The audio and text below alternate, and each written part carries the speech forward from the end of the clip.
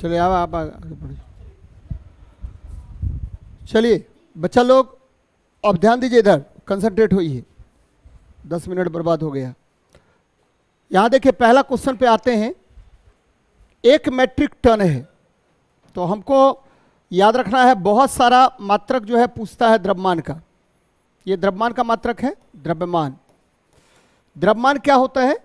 तो द्रव्यमान होता है किसी वस्तु में पदार्थ की मात्रा। क्या होगा? किसी वस्तु में पदार्थ की मात्रा को हम क्या कहते हैं? द्रव्यमान। ध्यान में रखिएगा, किसी वस्तु में पदार्थ की मात्रा और पदार्थ की मात्रा, ये आपको द्रव्यमान कहलाएगा। और द्रव्यमान के बहुत सारे मात्रक होते हैं। सबसे पहले एएमयू होता है। एक एएमयू बराबर होगा 1.66 into 10 to the power minus कितना? 27 kg। ध्यान में रखिएगा, इसको परमाणु का द्रव्यमान मापते हैं। किसका द्रव्यमान मापते हैं? परमाणु। ठीक है, बार बार क्वेश्चन पूछेगा कि परमाणु का द्रव्यमान किसके द्वारा मापते हैं? तो एएमयू के द्वारा। फिर देखिए, आपको टन की बात कर रहे हैं, तो 1 मेट्रिक टन या 1 टन जो भी कहिए, 1 मेट्रिक टन या कोई भी टन होगा, तो टन होगा तो कितना होगा? 1000 kg हो जाएगा। 1000 kg हो जाएगा। आजकल एक चीज और पूछता है बार बार, कार्बन क्रेडिट पूछेगा आपसे। एक कार्बन क्रेडिट बराबर क्या होगा? एक कार्बन क्रेडिट बराबर क्या होता है? तो एक कार्बन क्रेडिट बराबर होता है 1 ton carbon dioxide. 1 ton carbon dioxide यानी 1000, यहाँ भी 1000 kg कार्बन डाइऑक्साइड हो जाएगा। ध्यान में रखिएगा। तो इसका आंसर तो 1000 किलोग्राम होगा ही होगा। साथ में 2-3 बातें और जान लीजिए जो रेगुलर आपको क्वेश्चन पूछता है।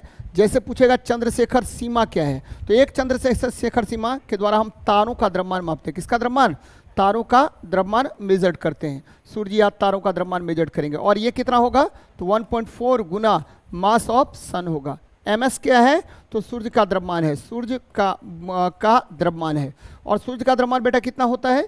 तो सूर्य का द्रव्यमान होता है, याद रखिएगा, 1.44 इंटू, ठीक है, मतलब सूर्य का द्रव्यमान होता है 1.99 into 10 to the power 30 kg होता है, 30 kg होता है। तो यहाँ से सीखे क्या क्या सीखेंगे हम लोग? ठीक है, 2-3 बातें सीखेंगे जो आपके लिए बहुत इंपॉर्टेंट है। बार बार आपसे यहाँ पर क्वेश्चन पूछेगा। क्या? पहला देखिए, ठीक है, किसी वस्तु में पदार्थ की मात्रा को हम क्या कहते हैं? द्रव्यमान कहते हैं। एएमयू के द्वारा परमाणु, ठीक है, द्रव्यमान को हम लोग मेजर करते हैं, परमाणु का द्रव्यमान मापते हैं। 1 मेट्रिक टन बराबर 1000 kg, और 1 कार्बन क्रेडिट बराबर क्या होगा? तो 1 टन कार्बन डाइऑक्साइड होता है। ठीक है, और तारों के द्रव्यमान को हम चंद्रशेखर सीमा द्वारा मापते हैं, और चंद्रशेखर सीमा क्या होगा? 1.4 गुना सूर्य का द्रव्यमान होता है। तो ये ध्यान में रखिएगा, बार बार यहाँ से क्वेश्चन आपको पूछेगा। चलिए, तो ये ध्यान में रखिएगा। आगे बढ़ रहे हैं, अभी बात करेंगे हम लोग और क्वेश्चन का। ठीक है, दूसरा नंबर हो गया। तीसरा नंबर क्वेश्चन देखिए। बेटा यहाँ देखिए, ऑक्सीजन अणु का द्रव्यमान, ठीक है, 16U है। U 16U है। क्या कह क्या रहा है? 16U कहने का सेंस क्या हुआ? तो बच्चे, ठीक है, 16U का मतलब हो गया 16, आपको पता है ये ऑक्सीजन परमाणु है। कौन सा परमाणु है? ऑक्सीजन परमाणु है बेटा। ऑक्सीजन परमाणु होगा तो 1 U का मतलब होगा 1 एटॉमिक मास यूनिट, और 1 एटॉमिक मास यूनिट अभी तुरंत बताए थे 1.66 गुना कितना? 10 to the power minus 27 kg, या आपको 1.66 गुना 10 टू द पावर माइनस कितना? 24 ग्राम। तो यहाँ देखिए kg में चूंकि पूछ रहा है, ठीक है, kg में पूछ रहा है, तो आपको, ठीक है, कोई नहीं नजर आ रहा है, तो हम क्या करेंगे? तो एक अंक इधर खिसका दीजिए, चूंकि 16U है। कितना U है? 16U है बेटा। तो 16U तो 1.66, तो ये देखिए क्या हो जाएगा? तो 1.6, तो 16.6 कर लीजिए, गुना 10 टू द पावर माइनस कितना कर सकते हैं जी? 26 kg कर सकते हैं। तो पहला नंबर ऑप्शन में आ रहा है, तो ठीक 1.66 into 10 to the power minus 27 kg। आप सही कर लीजिए ना, ठीक है, कर लीजिए सही, कोई दिक्कत नहीं है। ठीक है, 10 to the power minus 26 kg होगा। ठीक है, अब देखिए होता क्या है बच्चे, एकदम याद रखिए। अब हम बात कर रहे हैं एक और कंसेप्ट पर, ध्यान दीजिए, बराबर पूछेगा आपको। ठीक है, मोल पर बात कर रहे हैं। किस पर बात कर रहे हैं? मोल पर। 1 मोल बराबर क्या होता है? तो परमाणु द्रव्यमान इकाई होता है। परमाणु द्रव्यमान होता है। परमाणु के केस में अगर बात करेंगे तो परमाणु द्रव्यमान, या क्या होगा बेटा? तो अणु द्रव्यमान होगा। अणु द्रव्यमान होगा, या क्या होगा? 1 मोल बराबर क्या होगा? 1/12 इंटू मास ऑफ ठीक है 6C12 एटम होता है, 6C12 एटम होगा, मास ऑफ 6C12 एटम, यानी कार्बन परमाणु का 1/12वें भाग के द्रव्यमान को हम क्या कहते हैं, मोल कहते हैं। या मोल बराबर क्या होगा, तो 6.022 इंटू 10⁻23, ठीक है, ये क्या होगा, अणु या परमाणु, अणु या परमाणु, और इसी को बोलते हैं एवोगाद्रो संख्या। कौन सा संख्या बोलते हैं, एवोगाद्रो नंबर भी कहते हैं, एवोगाद्रो नंबर भी कहते हैं, एकदम ध्यान में रखिएगा, एवोगाद्रो नंबर कहते हैं, बहुत इंपॉर्टेंट है और बार बार पूछा जाता है। तो 1 मोल परमाणु द्रव्यमान या अणु द्रव्यमान या 1/12 गुना मास ऑफ 6C12 होगा, या 6.022 इंटू 10⁻23 अणु या परमाणु होगा। इसको 1 मोल कहते हैं या 1 एवोगाद्रो संख्या कहेंगे। कौन सा संख्या कहते हैं, 1 एवोगाद्रो संख्या कहते हैं। अब थोड़ा सा ऑक्सीजन पर हम चलते हैं बेटा। ऑक्सीजन, ऑक्सीजन क्या है, तो ऑक्सीजन जो है आपको पता है 16वें वर्ग का तत्व है। कौन सा वर्ग का, 16वें वर्ग का तत्व है, एक बात। दूसरी बात क्या कि खोज किसने किया, तो सीले और प्रिस्टले ने, सीले और प्रिस्टले ने इसकी खोज की थी, सीले प्रिस्टले ने किया था खोज। और आपके पर्यावरण में ध्यान दीजिएगा, आपके वायुमंडल में कितना परसेंट, तो वायुमंडल में 21%, ठीक है। और अगर बात करें भूपर्पटी में, यानी हमारी पृथ्वी का जो ऊपरी परत होता है उसको बोलते हैं भूपर्पटी में 46.6%। हाँ, मनुष्य के शरीर में ये कितना होगा, तो मनुष्य के शरीर में बेटा होगा, एकदम ध्यान में रखिएगा, 65% के आसपास, 65% होता है ऑक्सीजन। तो ये ध्यान में रखिएगा, बार बार आपसे क्वेश्चन पूछेगा कि ऑक्सीजन किस वर्ग का तत्व है, तो 16वें वर्ग का तत्व है। ऑक्सीजन की खोज किसने की, तो सीले और प्रिस्टले ने। वायुमंडल में कितना परसेंट, 21% की मात्रा में। भूपर्पटी में कितना परसेंट, 46.6%, ठीक है। मनुष्य के शरीर में कितना परसेंट, तो 65% की मात्रा में पाया जाता है। तो ये याद रखिए, बार बार आपसे क्वेश्चन पूछेगा। चलिए, तो ये एकदम नोट डाउन कर लीजिएगा बच्चे। आगे देखते हैं क्या कह रहा है, तीसरा नंबर। चलिए देखिए क्या है, कह रहा धातु विद्युत के अच्छे चालक है। कोई बात नहीं है, धातु है बेटा, धातु है। तो धातु है क्या, तो धातु है, ठीक है। आपको पहला कंसेप्ट है कि अंतिम कक्षा में कितना होगा, अंतिम कक्षा में या तो 1 इलेक्ट्रॉन होगा, एक, ठीक है, इलेक्ट्रॉन, या 2 इलेक्ट्रॉन या 3 इलेक्ट्रॉन होगा, इसको धातु कहते हैं, याद रखिएगा, ठीक है। वह तत्व जिसके अंतिम कक्षा में 1, 2, 3 इलेक्ट्रॉन होते हैं उसको हम क्या कहते हैं, तो धातु कहते हैं, याद रखना बेटा। अब देखिए, अब क्या होगा, आवर्त सारणी में किधर होगा ये, आवर्त सारणी में बाएं भाग में, किधर होगा, आवर्त सारणी में बाएं भाग में, ध्यान देना है बेटा, बाएं भाग में होगा, कितना धातु है, कुल धातु कितना आवर्त सारणी में, तो कुल धातु की संख्या की बात अगर करेंगे, कुल धातु आवर्त सारणी में अगर बात कर लेंगे, आवर्त सारणी में अगर बात करेंगे तो यह 89 होगा, 89 होगा, ध्यान में रखिएगा। कुल धातुओं की संख्या आवर्त सारणी में कितनी होती है, तो 89 होती है, 89 होती है। अब देखिए बेटा क्या कह रहे हैं, ध्यान से सुनिएगा जरा, ठीक है। धातु कुल धातुओं की संख्या 89 होती है। अब देखिए, अगर हम बात करें धातु के संबंध में, तो जब धातु के संबंध में हम बात करते हैं तो 2-3 बातें और जाननी चाहिए आपको। यहां देखिए, एस ब्लॉक तत्व में, ठीक है, आपको धातु होता है, एस ब्लॉक तत्व क्या होगा, धातु होगा। अपवाद, याद रखिए बेटा, अपवाद पर अगर बात करेंगे तो केवल, ठीक है, आपको हाइड्रोजन और हीलियम, ठीक है, ये दोनों क्या हुआ, एस ब्लॉक तत्व है लेकिन धातु नहीं है।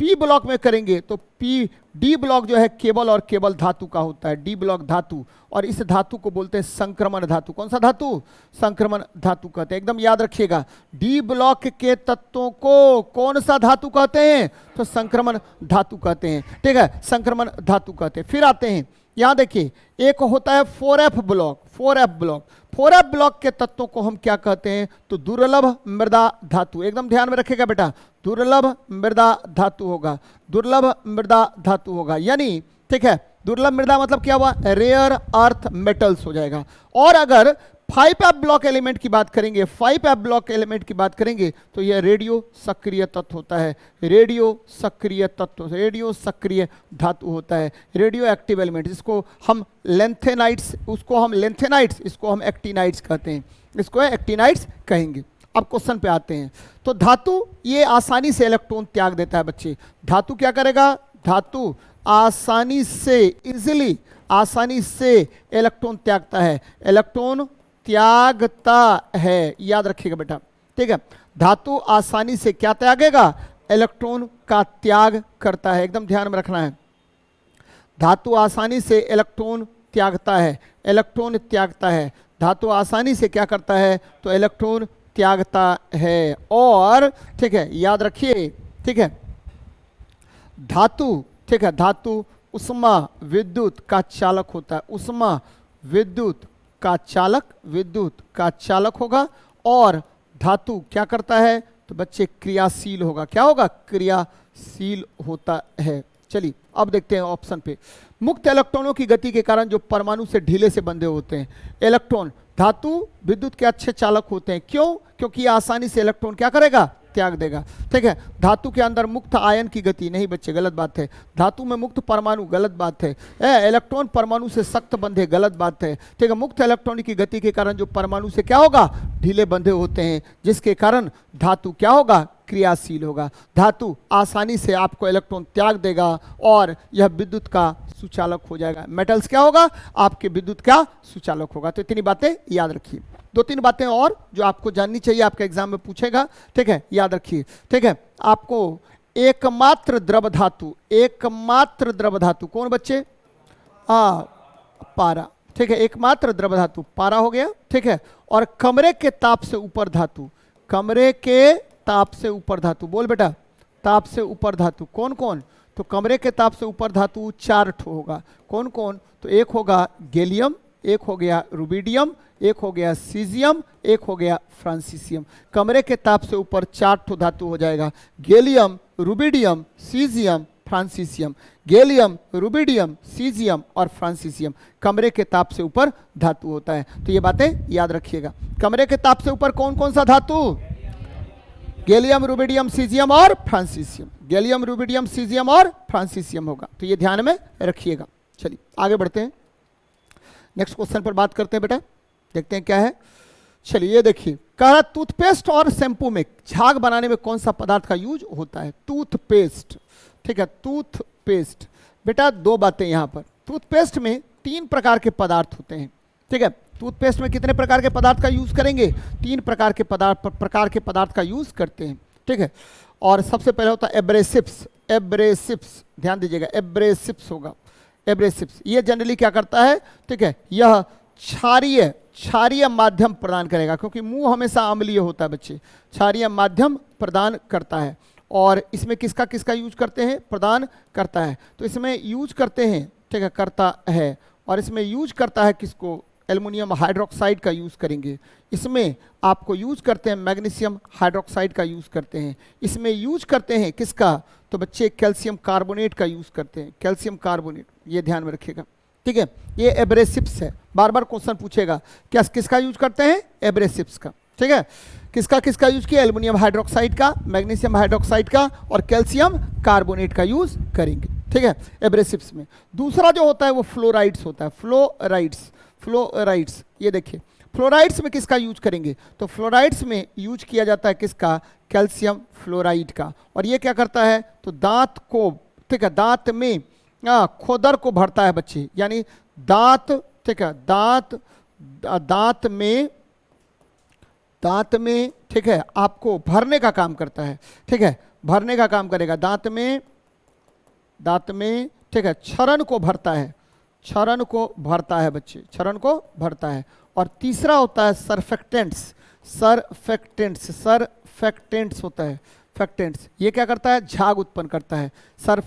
सरफेक्टेंट्स, टॉय का नोटो संयुक्त, सो टेंट्स, ठीक है। ये क्या होगा? तो बच्चे ये क्या होगा? तो शैम्पू के तरह यूज होता है और ये झाग उत्पन्न करता है, झाग उत्पन्न करता है, एकदम ध्यान में रखिएगा, झाग उत्पन्न करता है। बार बार क्वेश्चन पूछेगा, ये क्या उत्पन्न करेगा? तो झाग उत्पन्न करता है बच्चे, सरफेक्टेंट्स। और इसी में यूज करते हैं किसका? तो हम यूज करते हैं शैम्पू का, या हम यूज करते हैं सोडियम हाइड्रोक्साइड का, या हम यूज करते हैं, ठीक है, आपको उच्च वसीय अम्ल के एल्काइल सल्फाइड या sodium P dodecyl sulphate, sodium P dodecyl sulphate का यूज करते हैं, डोडिसाइल सल्फेट का यूज करेंगे, सल्फेट का यूज करेंगे। तो बेटा एकदम ध्यान में रखना है, क्या ध्यान में रखना है कि आपका जो ठीक है टूथपेस्ट है, इसमें कितने चीज का यूज होगा। पहला आपको एब्रेसिव्स, दूसरा फ्लोराइड्स, तीसरा सर्फेक्टेंट्स का यूज करेंगे हम लोग, ठीक है, ये ध्यान में रखिएगा। चलिए यहाँ क्या होगा, अपमार्जक यही झाग उत्पन्न करेगा। जेल जो है या जेली, आपको पता है ये कोलाइड है। जेल क्या होता है, कोलाइड होता है, कोलाइड्स है बच्चे, जेल कोलाइड्स होता है। और ठीक है ये क्या होता है, तो ठोस में द्रव का परिक्षेपण होता है, ठोस में द्रव का परिक्षेपण को हम जेली कोलाइड कहते हैं, याद रखना है बच्चे। एक चीज और ध्यान में रखना है आपको, ठीक है, मुंह का पीएच मान, मुंह का पीएच मान, ध्यान दीजिए बच्चे, मुंह का पीएच मान अगर ठीक है 5.5 से कम, ठीक है 5.5 से कम हो जाए तो क्या होगा, ठीक है, आपको दांतों का क्षरण होने लगता है, दांतों का क्षरण होता है, क्षरण होता है बच्चे, एकदम ध्यान में रखिएगा, दांतों का क्या होगा, क्षरण हो जाएगा। तो ये ध्यान में रखिएगा, बार बार ये क्वेश्चन पूछेगा आपसे, ठीक है, समझ गए। हमको भी, हम भी तो एनसीईआरटी पढ़ते हैं ना, एनसीईआरटी ही पढ़ना चाहिए।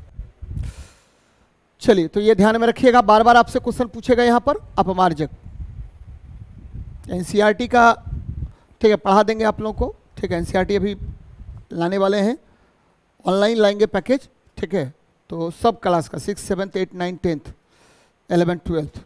चलिए आगे बढ़ते बच्चे, यहाँ देखिए नेक्स्ट, कौन सा विटामिन जल में घुलनशील है, कौन है वो।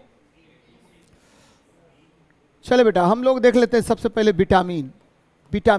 विटामिन क्या है, क्या है विटामिन, व्हाट इज विटामिन, जैव उत्प्रेरक। कौन सा उत्प्रेरक है, जैव उत्प्रेरक है, एकदम ध्यान में रखिएगा, उत्प्रेरक है, ठीक है। इट इज बायो कैटलिस्ट, क्या है बच्चे, ये बायो कैटलिस्ट होता है, बायो कैटलिस्ट है, कोई बात नहीं है, ठीक है। विटामिन दो प्रकार के होते हैं, कौन कौन होता है बेटा, सबसे पहला होगा, ठीक है, 1000 बार हम बताए होंगे, जल में घुलनशील, जल में घुलनशील दो ठो होता है, बी और सी। वसा में घुलनशील,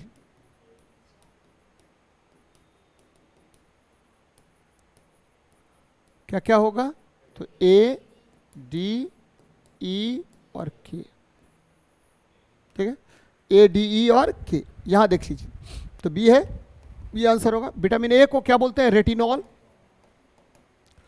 विटामिन डी को क्या बोलते हैं, कैल्सीफेरॉल। विटामिन सी को क्या बोलते हैं, विटामिन के को क्या बोलते हैं, टोकोफेरॉल, टोकोफेरॉल। अरे विटामिन के को बोलते हैं फाइलोक्विनोन, क्या बोलते हैं, फाइलोक्विनोन बोलते हैं, फाइलोक्विनोन। क्यों, क्योंकि विटामिन, ठीक है, आपको ई को बोलते हैं टोकोफेरॉल, विटामिन ई को क्या बोलते हैं, टोकोफेरॉल, विटामिन ई बोलते हैं टोकोफेरॉल, ठीक है।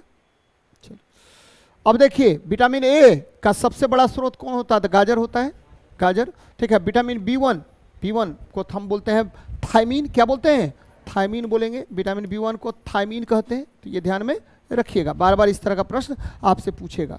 तो विटामिन शब्द का प्रयोग सबसे पहले किसने किया था, तो फंक ने, किसने किया था, फंक ने किया था। जबकि विटामिन की खोज, याद रखिए बेटा, विटामिन की खोज हॉपमिस्टर ने, किसने, हॉपमिस्टर ने किया था, सबसे पहले हॉपमिस्टर ने किया था। और नाम दिया किसने, तो फंक ने, फंक। खोज किसने किया था, हॉपमिस्टर ने। विटामिन की खोज किसने की, हॉपमिस्टर ने, लेकिन नाम किसने दिया, फंक ने दिया था, एकदम ध्यान में रखिएगा बेटा, ठीक है, फंक ने इसका नाम दिया था। चलिए नेक्स्ट देखते हैं, नीचे दिए गए भोजन के समूह में कौन सा समूह रिकेट्स, बच्चा रिकेट्स आपको पता है, रिकेट्स होता है विटामिन डी की कमी से, किसकी कमी से, विटामिन डी की कमी से होता है, विटामिन डी की कमी से होता है, कमी से होता है, एकदम ध्यान में रखिएगा, विटामिन डी की कमी से होगा। और विटामिन डी को क्या बोलते हैं, तो विटामिन डी को याद रखिएगा विटामिन डी को हम कई बार बताए हैं D1, D2 और D3, 3 तो विटामिन होता है। तो D1 और D2 को बोलते हैं ऑर्गो कैल्सीफेरॉल। क्या बोलेंगे? ऑर्गो कैल्सीफेरॉल बोलते हैं, ऑर्गो कैल्सीफेरॉल कहते हैं। और विटामिन D3 को बोलते हैं कोली कैल्सीफेरॉल, कोली कैल्सीफेरॉल कहते हैं। ध्यान में रखिएगा बेटा, ये चूंकि बीपीएससी पूछा हुआ क्वेश्चन है। विटामिन D1 और D2 को ऑर्गो कैल्सीफेरॉल बोलते हैं, विटामिन D3 को कोली कैल्सीफेरॉल कहते हैं। और ठीक है, ये तो बच्चों में रोग होता है, किसमें होगा? बच्चों में रिकेट्स होता है। और बड़ों में कई बार बताए हैं, बड़ों में क्या होगा? तो बड़ों में होगा ऑस्टियोमलेशिया। क्या होगा? ऑस्टियोमलेशिया, मलेशिया, या ऑस्टियोपोरोसिस होता है, ऑस्टियोपोरोसिस। इसमें हड्डी भंगुर बन जाता है, ऑस्टियोपोरोसिस रोग होता है। अब यहां देखिए, सूर्य का प्रकाश, ठीक है, फोर्टिफाइड दूध और मछली का तेल, ठीक है, सभी विटामिन डी के स्रोत है बच्चे। सबसे बड़ा स्रोत क्या हुआ? सूर्य का प्रकाश हो गया, ठीक है। सूर्य के प्रकाश की उपस्थिति में, ध्यान दीजिएगा, सूर्य के प्रकाश की उपस्थिति में क्या होगा? तो आपको, ठीक है, त्वचा में क्या होता है? विटामिन डी का संश्लेषण होता है, विटामिन डी का संश्लेषण होता है। एकदम ध्यान में रखिएगा बेटा, संश्लेषण होता है। और एक और चीज ध्यान में रखिएगा कि आपका जो मछली का कॉड ऑयल, याद रखिए, कॉड ऑयल में क्या पाया जाता है? तो विटामिन डी। कॉड ऑयल किसका सबसे बड़ा स्रोत है? तो विटामिन डी का स्रोत है, मछली का तेल या कॉड ऑयल, ठीक है। आपको ये स्रोत हो गया किसका? तो विटामिन डी का स्रोत हो गया, कोई दिक्कत नहीं है इसमें, ठीक है, ये ध्यान में रखिए। अब देखिए, ठीक है, फोर्टिफाइड दूध क्या होता है? फोर्टिफाइड दूध का मतलब हो गया बच्चे, फोर्टिफिकेशन का मतलब होता है, फोर्टिफिकेशन एक टर्म है जिसका मतलब होता है, ठीक है, आपको खाद्य पदार्थों में, ठीक है, क्या मिलाना? फोर्टिफिकेशन, लिख लीजिएगा इसको, फोर्टिफिकेशन, इसका मतलब होता है खाद्य पदार्थों में पोषक पदार्थों की मात्रा बढ़ाने की प्रक्रिया। खाद्य पदार्थों में, ठीक है, पोषक पदार्थ, ठीक है, पोषक पदार्थों की मात्रा बढ़ाने की प्रक्रिया, पदार्थों की मात्रा बढ़ाने की प्रक्रिया को हम क्या कहते हैं? तो बच्चे हम कहते हैं फोर्टिफिकेशन। ध्यान में रखिएगा, फोर्टिफिकेशन इज द टर्म, ठीक है, इन विच आपको क्या होगा? आपका जो फूड मटेरियल्स होता है उसमें पोषक पदार्थों को बढ़ाते हैं। यानी दूध में, ध्यान दीजिए बच्चे, दूध में अगर आप, ठीक है, दूध में विटामिन डी का सप्लीमेंट मिला दें, विटामिन डी या विटामिन B12 या आपको विटामिन ए का सप्लीमेंट अलग से मिला दें, तो ऐसे दूध को फोर्टिफाइड दूध कहते हैं। कौन सा दूध कहेंगे? फोर्टिफाइड दूध कहते हैं। एकदम ध्यान में रखें, फोर्टिफाइड दूध कहते हैं। याद रखना बच्चे, बार बार आपसे क्वेश्चन पूछेगा कि खाद्य पदार्थों में पोषक पदार्थों की मात्रा को बढ़ाने की प्रक्रिया को क्या कहते हैं? तो फोर्टिफिकेशन कहेंगे। क्या कहेंगे? फोर्टिफिकेशन कहते हैं, ठीक है। चलिए, ऐसे दूध को दूध कहेंगे, ठीक है, और दूध में पोषक पदार्थ मिला देंगे तो उसको फोर्टिफिकेशन कहेंगे, फोर्टिफाइड दूध कहेंगे। हाँ, जनरली क्या होता है, सोयाबीन में आजकल देखिएगा कि लोहा की मात्रा को बढ़ा देते हैं। सोयाबीन जो बड़ी खाते हैं हम लोग, उसमें क्या करते हैं? लोहा की मात्रा को बढ़ा देंगे, जिंक की मात्रा को बढ़ा देते हैं, खनिज लवण बढ़ा देते हैं। तो इस प्रक्रिया को ही हम क्या कहते हैं? फोर्टिफिकेशन कहते हैं। फायदा खूब होता है, कहीं नहीं फायदा होगा। आप जो बाहर से कोई मिनरल्स आप लेना चाहेंगे तो मिनरल मिल जाएगा आपको, दवाई खाने की आवश्यकता नहीं पड़ेगी, ठीक है, इसीलिए डॉक्टर बोलता है खाने के लिए। चलिए बेटा आगे बढ़ते हैं। देखिए, मनुष्य में वृक्क तंत्र का भाग कौन है? तो वृक्क तंत्र किसका भाग है? तो उत्सर्जन के लिए। बच्चे आपको पता है वृक्क क्या होता है? तो वृक्क जो है, ठीक है, सबसे पहले यह आपको इसका संरचना की बात करेंगे। संरचना, तो संरचना में सबसे इंपॉर्टेंट हो गया कौन? तो दो भाग, इसके दो भाग कौन कौन? तो सबसे पहले ये नेफ्रॉन होगा। क्या होगा जी? नेफ्रॉन, ठीक है। वृक्क की इकाई को हम क्या कहते हैं? नेफ्रॉन कहते हैं। ध्यान में रखिएगा बेटा, वृक्क की इकाई को हम क्या कहते हैं? नेफ्रॉन कहते हैं। और वृक्क में क्या क्या होगा? तो सबसे पहले होगा वृक्क में, याद रखिए, बोमेंस कैप्सूल। क्या होगा? बोमेंस कैप्सूल होगा, ठीक है, बोमेंस कैप्सूल होगा। और फिर क्या होगा? तो एक और होता है मालपिघियन ट्यूब्यूल्स होता है, मालपिघियन ट्यूब्यूल्स नहीं बच्चे, ठीक, बोमेंस कैप्सूल होगा। ग्लोमेरुलस होता है। क्या होता है? ग्लोमेरुलस होता है बच्चे। अब ये क्या करेगा, बोमेंस कैप्सूल जो है बच्चे ध्यान में रखिएगा, बोमेंस कैप्सूल जो है ये रक्त को छानता है, रक्त को छानता है, छानने का काम करेगा, छानता है। और ये क्या करेगा, तो ग्लोमेरुलस जो है ठीक है अतिरिक्त खनिजों को, ये जो छान दिया उस अतिरिक्त खनिज को अवशोषित करता है, खनिज और जल को अवशोषित करने का काम करता है, खनिज और जल ठीक है को अवशोषित करेगा, अवशोषित करेगा और बाहर निकाल देगा क्या, अपशिष्ट पदार्थों को, अपशिष्ट पदार्थों को कहाँ निकाल देगा, बाहर निकालने का काम करेगा। अपशिष्ट पदार्थ आपको क्या निकल जाएगा, बाहर निकलता है, ध्यान में रखिएगा, बाहर निकलता है, यहां से निकल जाएगा बाहर, ठीक है। तो ये बातें याद रखिएगा। यानी यहां पर वृक्क की संरचना में नेफ्रॉन होता है, नेफ्रॉन में आपको दो तरह की संरचना होती है, एक बोमेंस कैप्सूल और दूसरा क्या होगा, ग्लोमेरुलस होगा। तो बोमेंस कैप्सूल जो है रक्त को छानने का काम करेगा और रक्त में जो छन गया रक्त, उसमें जो भी ठीक है अवशोषक जो पदार्थ बच गया है, खनिज लवण या कोई अन्य पदार्थ बच गया है, उसको अवशोषित करने का काम कौन करता है, तो ग्लोमेरुलस करता है। और बच्चे वृक्क जो है यहां से मूत्र निकलता है, मूत्र, और मूत्र में आपको पता है 97% के आसपास क्या होता है, जल होता है, क्या होगा, जल, और 2% की मात्रा इसमें यूरिया की होती है। बार बार क्वेश्चन पूछेगा कि मूत्र में कितना परसेंट यूरिया होता है, तो कितना परसेंट होगा, 2% यूरिया होगा। तो बच्चे वृक्क आपको उत्सर्जन के लिए महत्वपूर्ण ठीक है अंग होता है, ठीक है। आपको कभी कभी पूछ देगा कि ठीक है वृक्क में या किडनी में स्टोन, किडनी में स्टोन, किडनी में स्टोन क्या होता है बच्चे, तो किडनी में स्टोन होगा कैल्शियम ऑक्सलेट, क्या होगा,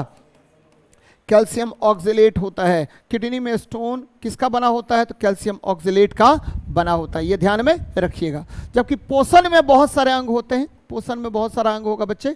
पोषण के लिए कौन कौन सा अंग जिम्मेदार होता है, तो सबसे पहले पोषण के लिए जिम्मेदार होगा पेट, अमाशय, ठीक है। फिर जिम्मेदार होगा आपका छोटी आंत, क्या होगा, छोटी आंत। फिर जिम्मेदार होगा आपका बड़ी आंत और अंत में ठीक है यकृत, यकृत महत्वपूर्ण भूमिका निभाता है जी, लिवर।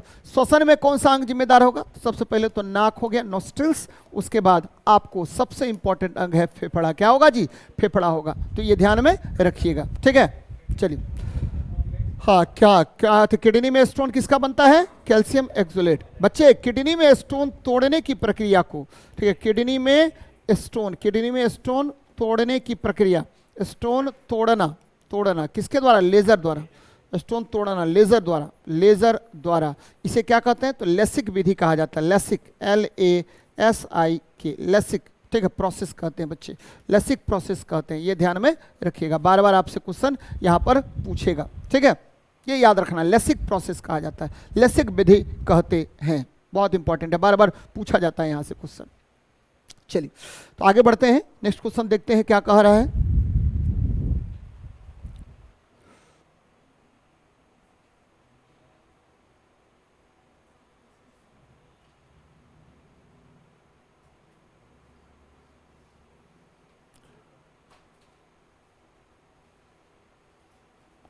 चलिए बेटा, दो तीन बातें आपको जाननी चाहिए, ठीक है।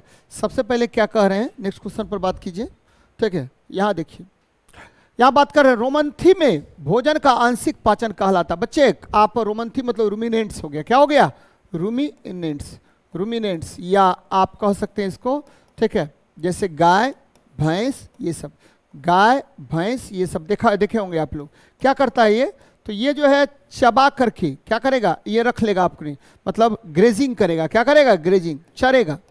ग्रेजिंग मतलब क्या होता है, चरना, चरता है, घास चरेगा, और आपको अपने कड में रख लेता है। कहाँ रखता है, कड में, कड में रख लेता है। ये आपको ठीक है, आपको केवल जनरली शाकाहारी में ही होता है, किसमें होगा, शाकाहारी में ही होता है, जहां पर क्या होगा, कड में रखने के बाद यह सेलुलोज का, सेलुलोज का, सेलुलोज का ठीक है क्या करता, आंशिक पाचन करता है, आंशिक पाचन करेगा बच्चे, सेलुलोज का आंशिक पाचन करता है। और फिर जा करके ठीक है, और जब आपको क्या रहेगा, अथी की अवस्था में रहेगा, मतलब विराम की अवस्था में रहेगा, तो क्या करेगा, पुनः पुनः उस सेलुलोज को निकालकर, पुनः उस सेलुलोज को निकालकर अवशोषित करता है। सेलुलोज को ठीक है आपको चबाकर, पुनः सेलुलोज को चबाकर ठीक है आपको पाचन करता है। ध्यान में रखिएगा बच्चे, पाचन करता है।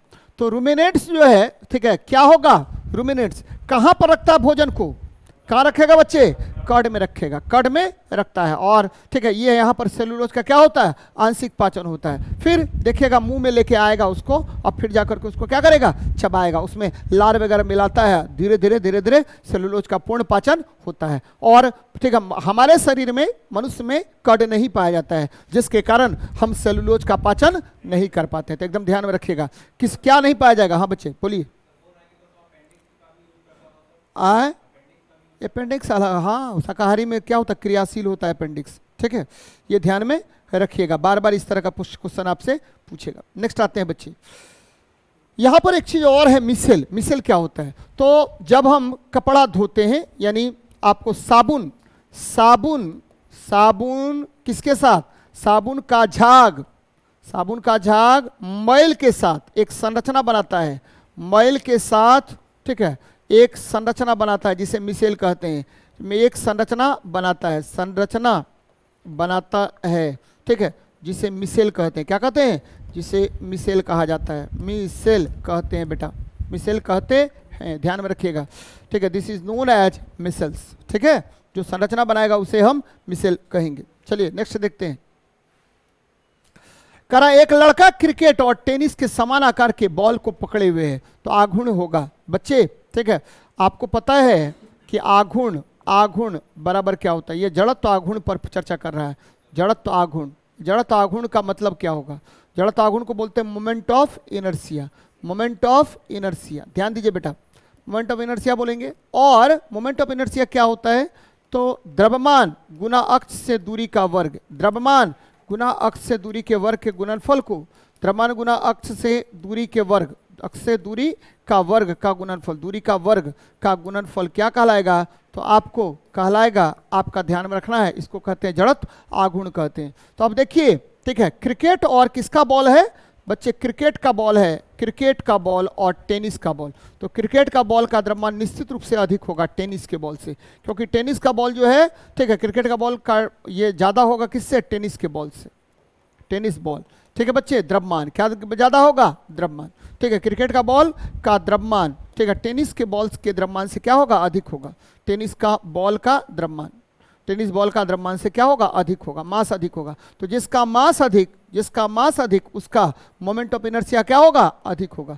जिसका मास अधिक होगा उसका मोमेंट ऑफ इनर्शिया क्या होगा? अधिक होगा बेटा। तो याद रखिए, किसका किसका मोमेंट ऑफ इनर्शिया अधिक होगा? तो क्रिकेट के बॉल का, क्योंकि किसका द्रव्यमान अधिक है? तो क्रिकेट के बॉल का द्रव्यमान अधिक है।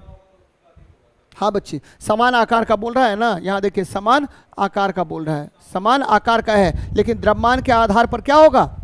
द्रव्यमान बड़ा होगा। किसका? आपको क्रिकेट के बॉल का। समान आकार होने पर भी क्रिकेट का बॉल क्या होगा? ज़्यादा भारी होगा। और ठीक है, आपका जो ये है टेनिस का बॉल है वो कम हल्का होगा, क्योंकि वो खोखला होता है अंदर से।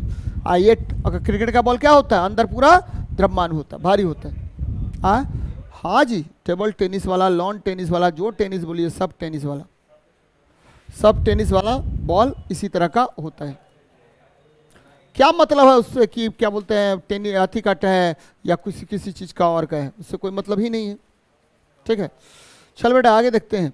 करा जब हम अपने हाथों को रगड़ते हैं तो ऊर्जा का स्थानांतरण होता है। बच्चे हाथ को रगड़ने पर ध्यान दीजिएगा, हाथ को रगड़ने पर क्या होगा? रगड़ने पर, यहाँ रगड़ने पर क्या उत्पन्न होगा? तो यांत्रिक ऊर्जा। कौन सा उत्पन्न होगा?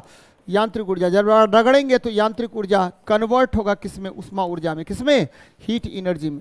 ठीक, उष्मा ऊर्जा में। बच्चे एक चीज ध्यान में रखिएगा कि घर्षण के कारण, घर्षण के कारण, घर्षण के कारण, किसके कारण? घर्षण के कारण क्या होगा? घर्षण के कारण उष्मा ऊर्जा उत्पन्न होता है। घर्षण के कारण उष्मा ऊर्जा उत्पन्न होता है, उष्मा ऊर्जा उत्पन्न होता है। याद रखना बेटा, उष्मा ऊर्जा उत्पन्न होता है। चलिए, घर्षण के कारण, फ्रिक्शन के कारण। घर्षण है क्या? तो यह, ठीक है, यह वह गुण है, वह गुण है, ठीक है, जिसके कारण, वह गुण है जिसके कारण, ठीक है, जिसके कारण वस्तु के गति का विरोध होता है। ठीक है, जिसके कारण वस्तु के गति का क्या होगा? विरोध होता है। वस्तु के गति का विरोध होता है, गति का विरोध होता है। एकदम ध्यान में रखिएगा बेटा, विरोध होता है। ठीक है, और घर्षण वह बल है जो वस्तु की गति का क्या करेगा, विरोध करेगा। बच्चे यहाँ पर यांत्रिक ऊर्जा को उष्मा ऊर्जा में उत्पन्न कर दिया। हम कह रहा है कि उष्मा ऊर्जा को यांत्रिक ऊर्जा में, ठीक है, बहुत जगह उत्पन्न किया जा सकता है उष्मा ऊर्जा को यांत्रिक ऊर्जा में। बच्चे जैसे थर्मोकपल में क्या होता है कि उष्मा ऊर्जा से हम, ठीक है, थर्मोकपल में हम क्या करते हैं, थर्मोकपल तापयुग्मी बोलते हैं। तो क्या उष्मा से विद्युत उत्पन्न करेंगे और विद्युत से फिर, ठीक है, उष्मा से विद्युत उत्पन्न करेंगे, विद्युत से फिर यांत्रिक ऊर्जा में उत्पन्न किया जाता है। बच्चे उष्मा से विद्युत उत्पन्न करते हैं। जबकि यहाँ देखिए यांत्रिक ऊर्जा को ध्वनि ऊर्जा में माइक्रोफोन बदलेगा, ठीक है, यांत्रिक ऊर्जा को, ध्वनि ऊर्जा को यांत्रिक ऊर्जा में बदलता है कौन, माइक्रोफोन।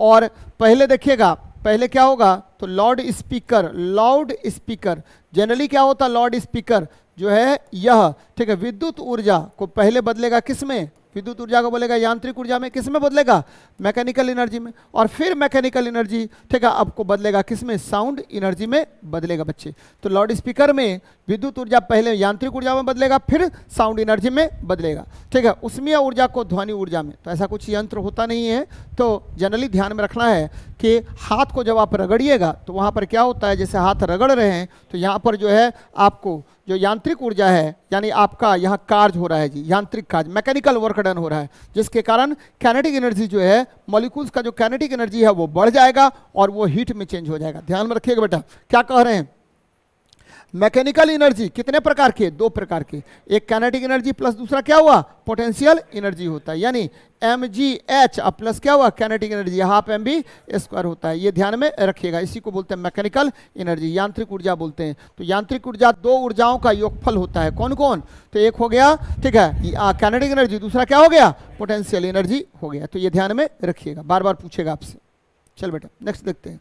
करा मशीन के पहियों में बॉल बेयरिंग लगाए जाते हैं। बच्चे बॉल बियरिंग लगाने से, बॉल बियरिंग के लगाने से क्या होगा, बियरिंग के लगाने से, ठीक है, लगाने से स्लाइडिंग फ्रिक्शन या कैनेटिक फ्रिक्शन, कौन सा फ्रिक्शन, कैनेटिक बोलिए, कैनेटिक फ्रिक्शन यानी गतिज घर्षण, ठीक है, गतिज घर्षण हो गया, गतिज घर्षण ये बदल जाता है किसमें, गतिज घर्षण ये बदल जाएगा, किसमें बदल जाएगा, तो आपको ये बदल जाएगा, ठीक है, आपका रोलिंग फ्रिक्शन में, कौन सा फ्रिक्शन में, रोलिंग फ्रिक्शन में, लोटनिक घर्षण में बदल जाएगा, लोटनिक घर्षण में बदल जाता है या बेलन घर्षण में बदल जाता है, रोलिंग फ्रिक्शन में बदल जाएगा बच्चे। इसको बोलते हैं लोटनिक घर्षण कहते हैं। और ये सबसे छोटा घर्षण बल है, लोटनिक घर्षण कहते हैं, ये सबसे छोटा घर्षण बल है। इसीलिए, ठीक है, बेलन घर्षण को सर्पी नहीं बच्चे, सर्पी घर्षण को किस में बदलने में, बेलन घर्षण में, ठीक है, घटाने के लिए करते हैं बच्चे, बेलन घर्षण में घटाने के लिए करते हैं। याद रखिएगा कि सबसे बड़ा फ्रिक्शन बल कौन, स्टैटिक, कौन जी, स्थैतिक घर्षण सबसे बड़ा होता है। उसके बाद कौन होता है, तो कैनेटिक होता है। उसके बाद कौन होता है, तो रोलिंग फ्रिक्शन होता है। यानी सबसे बड़ा घर्षण बल कौन होता है, स्थैतिक घर्षण बल होता है। और सबसे छोटा कौन होता है, तो लोटनिक। तो जब हम, ठीक है, सर्पी घर्षण को बेलन घर्षण में बदलेंगे तो क्या होगा, यहाँ पर आपको घट जाएगा, क्या घट जाएगा बच्चे, ठीक है, आपको घट जाएगा, फ्रिक्शन फोर्स घट जाएगा, जिसके कारण कैनेटिक एनर्जी, मतलब आपको जो कैनेटिक फ्रिक्शन है या स्लाइडिंग फ्रिक्शन है वो बदल जाता है रोलिंग फ्रिक्शन में। ये ध्यान में रखनी चाहिए आपको। नेक्स्ट देखते हैं। चल बेटा, ऊंचे स्थानों पर पानी, बच्चे आपको पता है, ठीक है, कि क्वथनांक जो है, क्वथनांक मतलब बीपी हो गया, बीपी डायरेक्टली प्रोपोर्शनल टू होता है प्रेशर, क्या होगा, प्रेशर के डायरेक्टली प्रोपोर्शनल होगा, ठीक है।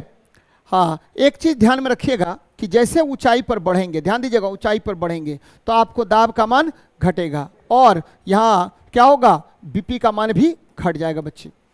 अभी हम एक पढ़ रहे थे एनसीईआरटी, तो उसमें देखे क्या कि माउंट एवरेस्ट पर पानी कितने डिग्री सेल्सियस पर उबल जाता है, तो 68 डिग्री सेल्सियस पर। कितना पर, 68 डिग्री सेल्सियस पर माउंट एवरेस्ट, लिख लीजिए बच्चे, माउंट एवरेस्ट पर पानी उबलने लगता है, वाष्पीकृत नहीं होगा, उबलने लगता है।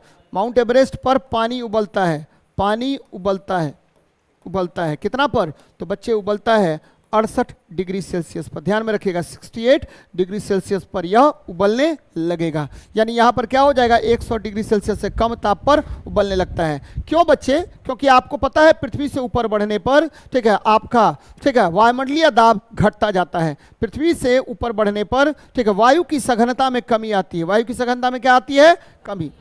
वायु की सघनता यहाँ आपको क्या होगी, घटेगी, जिसके कारण आपका ठीक है प्रेशर घट जाएगा, जिसके कारण आपको बीपी का मान क्या होगा, घट जाएगा। तो ये याद रखनी चाहिए आपको, बार बार इस तरह का प्रश्न आपसे पूछेगा।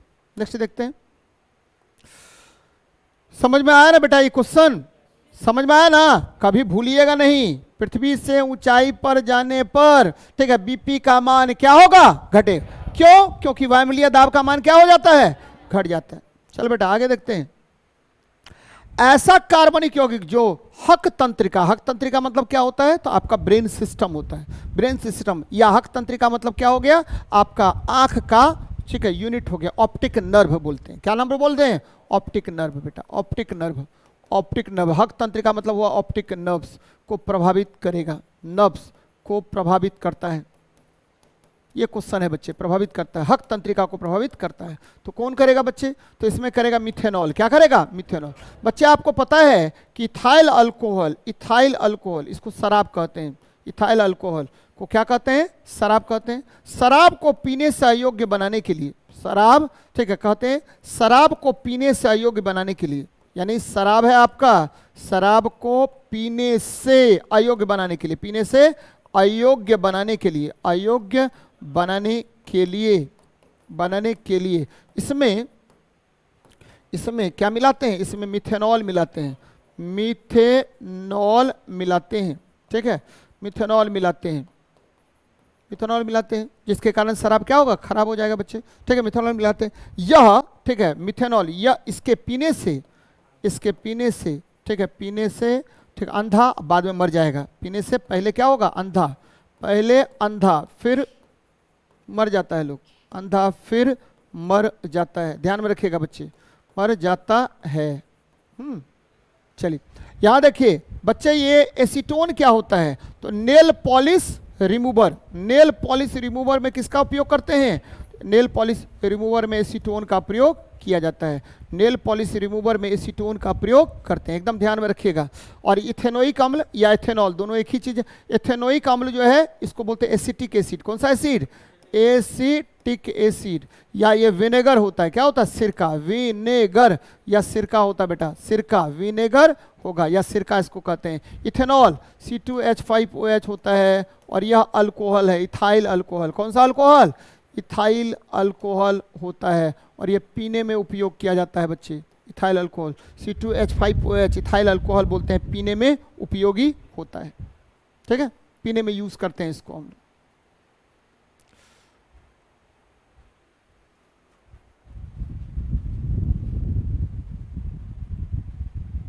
ठीक है भाई साहब, फायदा हो रहा है ना, है? हाँ, रेगुलर रहिए और यकीन मानिए ठीक है कि आपको यदि दरोगा का रिजल्ट लेना है तो रेगुलर रहिए, जो जो चीज़ बता रहे हैं उतना काम कीजिए। ऐसे हम ज़्यादा बोलते ही नहीं है, जल्दा बोलवे नहीं करते हैं ये काम कीजिए वो काम कीजिए, लेकिन जितना बोलते हैं उतना काम कीजिए, देखिए रिजल्ट कैसे हो जाता है। नहीं होगा तो पकड़ लीजिएगा हमको। पढ़ना तो देखिए गुरु क्या करता है, याद रखिए, गुरु यदि थोड़ा सा भी जिज्ञासा बढ़ाने में सफल हो गए, हम बार बार बोलते हैं, तो गुरु का काम खत्म, ठीक है। पढ़ता कौन है, स्टूडेंट पढ़ता है बच्चे, गुरु नहीं पढ़ता है, याद रखिएगा। गुरु तो पढ़ लिया, अपना जीवन बिता लिया पढ़ाई में, समझे, दिन रात वो पढ़ते रहता है, क्या, पढ़ाने के लिए, अच्छा से अच्छा अपने आप को मार्केट के अनुसार बदलने के लिए, और कंपटीशन में जैसा क्वेश्चन पूछ रहा है उसके अनुसार आप हैं या नहीं है। गुरु भी अब अपडेटेड होता है जी, ठीक है, आउटडेटेड भी और अपडेटेड दोनों होता है। तो आउटडेट ना हो हम, उसके लिए क्या करता है, गुरु पढ़ता है, देखते रहता है कि क्वेश्चन कहाँ क्या पूछ रहा है, उसके अनुसार अपने आप को क्या करता है, ढालने का प्रयास करता है, ठीक है। पढ़ता कौन है, स्टूडेंट, याद रखिएगा, गुरु नहीं पढ़ता। गुरु अच्छा पढ़ाने के लिए पढ़ता है, अपने सब्जेक्ट को अच्छा करने के लिए पढ़ता है। चलिए, ABCD क्रमशः सांद्र HCl, तनु HCl, घोल और पानी है। घोल मतलब क्या हुआ, या साबुन का घोल कर दीजिए, साबुन का घोल कीजिए बेटा, साबुन का घोल, ठीक है। सांद्र का मतलब क्या होता है बेटा, सांद्र और तनु अम्ल दो प्रकार के, सांद्र और तनु। सांद्र का मतलब हुआ कि अम्ल और जल, याद रखिए बच्चे, अम्ल है, एसिड है और वाटर है।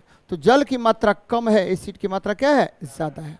तो इसका पीएच कम होगा। ध्यान दीजिए बच्चा, क्या होगा? पीएच कम होगा। जब भी अम्ल की मात्रा ज्यादा होगी, जल की मात्रा कम होगी, तो ऐसे अम्ल को कौन सा अम्ल कहते हैं? सांद्र, यानी कंसंट्रेटेड एसिड कहेंगे। ठीक है, तो जहां पर कंसंट्रेटेड एसिड में पीएच का मान क्या होगा?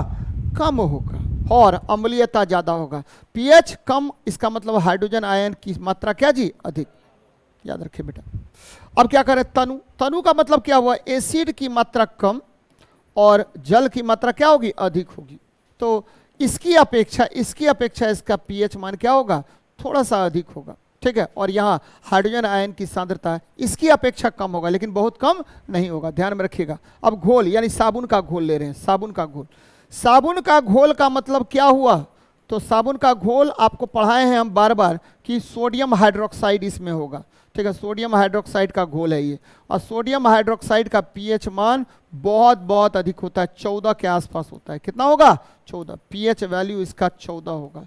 तो जिसका पीएच वैल्यू अधिक होगा उसमें हाइड्रोजन आयन की सांद्रता क्या होगी? कम होगी। चल बेटा आगे देखते हैं। कह रहा है पानी। पानी पानी पानी आपको क्या है? तो ये उदासीन विलयन है। कौन सा विलयन है? उदासीन विलयन है। ध्यान दीजिए बेटा, उदासीन विलयन है, और इसका पीएच मान कितना होगा? तो 7 के बराबर होगा। किसका? कितने के बराबर? 7 के बराबर होगा। पीएच मान 7 के बराबर होगा। एकदम ध्यान में रखिए। अब देखिए बेटा, सबसे अधिक पीएच किसका? तो घोल का। सबसे अधिक पीएच किसका? घोल का। तो सबसे अधिक पीएच अंत में पकड़ेंगे डी को, बोलते हैं अंत में पकड़ेंगे सी को। किसको पकड़ेंगे? सी को। ये सी नंबर, ये ए है, और ये बी है, ये सी है, और ये डी है। ठीक है, सबसे अंत में सी को, सी 2 में है जी। उसके बाद डी, क्योंकि 7, ये देखिए पीएच मान 14 हो गया, और ये क्या हो गया? 7 हो गया। और उसके बाद ए मतलब सांद्र। गलत बात है, नहीं होगा। पहले क्या होगा? बी होगा, तब जाके ए होगा, यानी आंसर हो जाएगा कौन सा? ए नंबर। है ना समझ में? क्यों बच्चे? ए का पीएच मान कम होगा। क्यों? क्योंकि वो उसका अम्लीयता ज्यादा है। ठीक है, बी का पीएच मान थोड़ा सा ए की अपेक्षा क्या होगा? अधिक होगा, क्योंकि यह हल्का सा क्या होगा? अम्लीय कम होगा। और डी जो है ये उदासीन है, यानी पीएच 7 है इसका, और सी सबसे अधिक अम्लीय है, बोलते हैं सबसे अधिक क्षारीय है, क्योंकि यह साबुन का घोल है, इसका पीएच मान अधिक होगा। बच्चे पीएच मतलब होता क्या है? What is pH? पीएच मतलब होता है पीएच बराबर negative logarithm of hydrogen ion concentration. एकदम ध्यान में रखिएगा बेटा, पीएच क्या होगा? तो पीएच बराबर negative logarithm of hydrogen ion concentration होता है, H+ आयन कंसंट्रेशन होता है। याद रखिए। ठीक है, पीएच का मान अधिक होगा तो हाइड्रोजन आयन की सांद्रता कम होगी, चूंकि निगेटिव में है बेटा। ठीक है, तो पीएच बराबर negative logarithm of hydrogen ion concentration होता है। तो ये ध्यान में रखिएगा। चल आगे बढ़ते हैं। किस रंग की कांच में अधिकतम चाल होती है? बच्चे माध्यम में चाल, माध्यम में प्रकाश की चाल। आप लोग बड़ा कंफ्यूज करते होंगे इसमें। ठीक है, बहुत कंफ्यूज होता है। ठीक है, एकदम होगा ही होगा कंफ्यूज। बच्चे एक माध्यम से दूसरे माध्यम में जाने पर क्या नियत रहता है? आवृत्ति। क्या नियत होगा? एकदम मेरी बात याद रखिए, याद नहीं करना है कभी भी आपको केवल ध्यान रखना है। क्या कर रहे हैं हम? बोल रहे हैं कि एक माध्यम से दूसरे माध्यम में जाने पर नियत क्या होगा? जाने पर नियत क्या होगा? तो जाने पर नियत होगा क्या? तो बच्चे नियत होगा हाँ आवृत्ति। Frequency is to be constant, आवृत्ति इज टू बी कांस्टेंट। ये आवृत्ति कांस्टेंट होगी। ठीक है, तो माध्यम में प्रकाश की चाल, ध्यान दीजिए बेटा, माध्यम में प्रकाश की चाल। तो C बराबर क्या होता है? n इंटू लेमडा होता है। हो आवृत्ति गुना तरंग दैर्घ्य, आवृत्ति गुना तरंग दैर्घ्य। एकदम ध्यान में रखिएगा, आवृत्ति गुना तरंग दैर्घ्य होगा। चलिए, बहुत अच्छी बात है। ठीक है, तो आवृत्ति तो चूंकि नियत होता है, आवृत्ति क्या होगा? फिक्स होगा, नियत होगा। ये आवृत्ति नियत हो गया, तो C प्रोपोर्शनल टू लेमडा हो गया।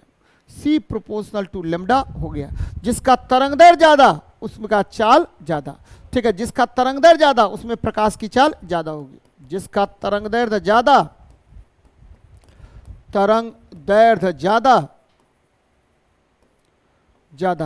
ठीक है, उस माध्यम में प्रकाश की चाल ज्यादा।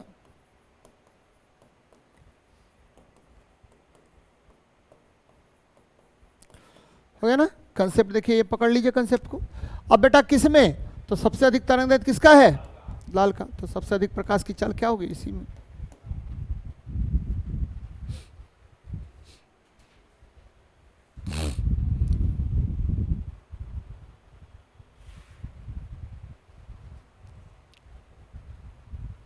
चल बेटा आगे देखते हैं।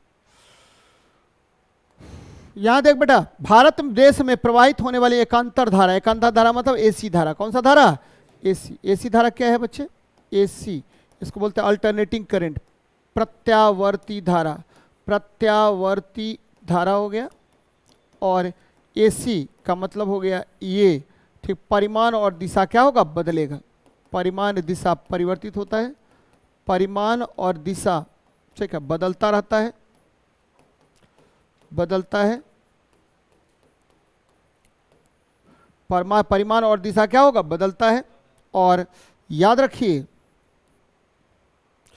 यहां देखिए, ठीक है, परिमाण और दिशा बदलेगा, तो इसका जो आपका धारा है, धारा मतलब करंट जो है आई, ये हो जाता है कितना, तो बच्चे ये हो जाता है प्लस माइनस, ठीक है, प्लस माइनस 0.707 आई नॉट हो जाएगा, यानी ये बढ़ेगा और घटेगा।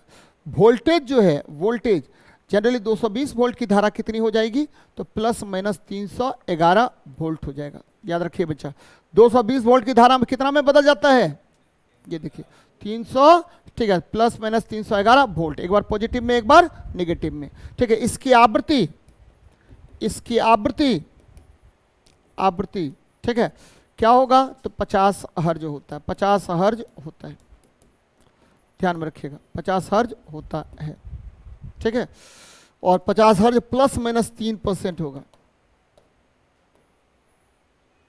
आंसर क्या होगा, 50 हर्ज। प्रत्यावर्ती धारा का परिमाण बदलता रहता है बच्चे, एक चक्र में प्रत्यावर्ती धारा का कुल मान कितना होता है, 0 होता है, ध्यान में रखिएगा, इसको लिख लीजिएगा। एक चक्र में, एक चक्र में एसी धारा का कुल मान, कुल परिमाण 0 होता है।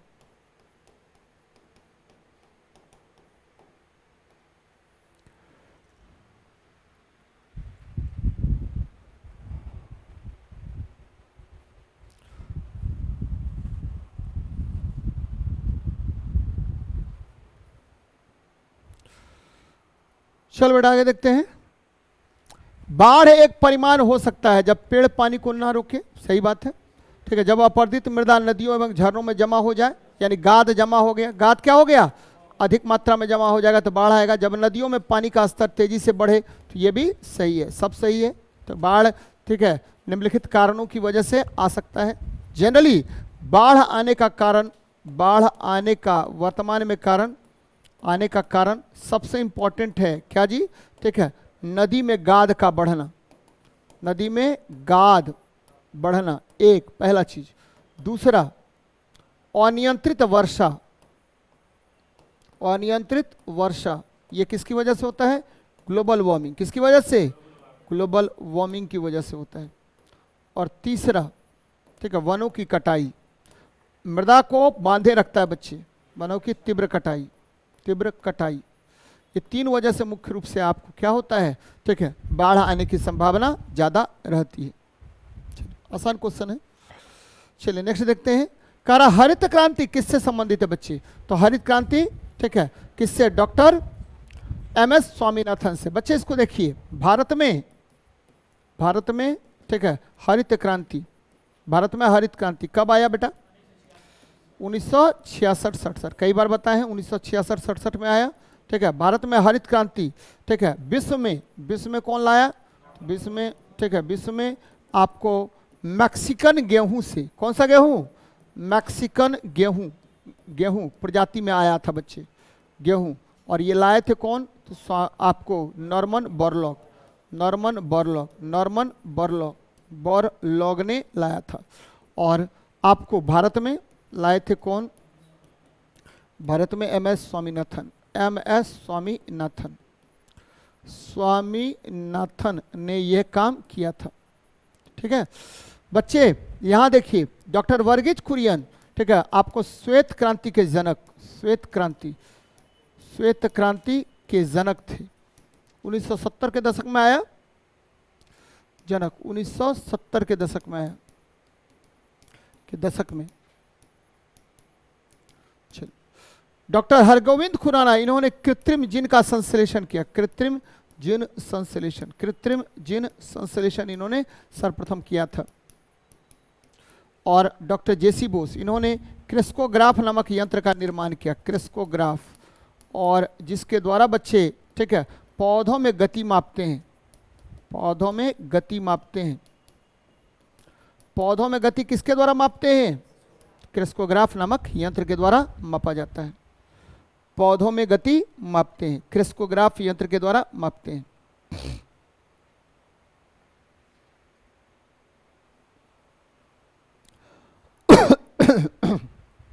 चलिए बेटा आगे देखते हैं।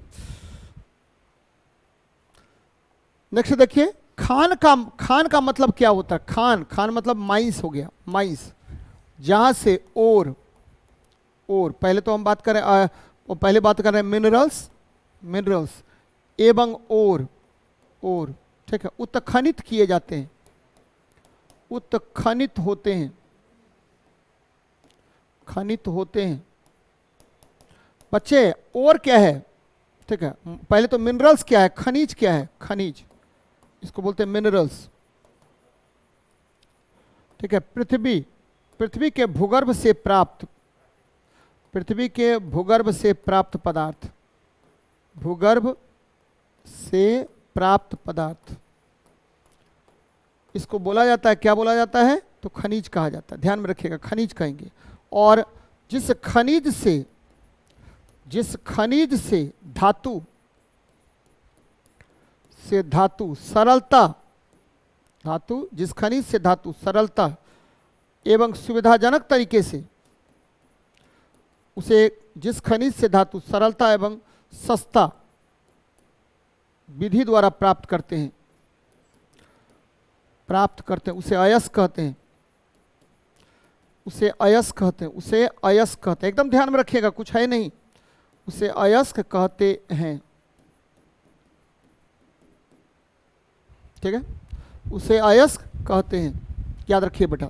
तो खनिजों तथा अयस्कों का उदाहरण हो गया आंसर इसका, खनिजों तथा अयस्कों का उदाहरण। ध्यान दीजिए बच्चे, सभी खनिज आया है अयस्क है, सभी खनिज क्या है? अयस्क है।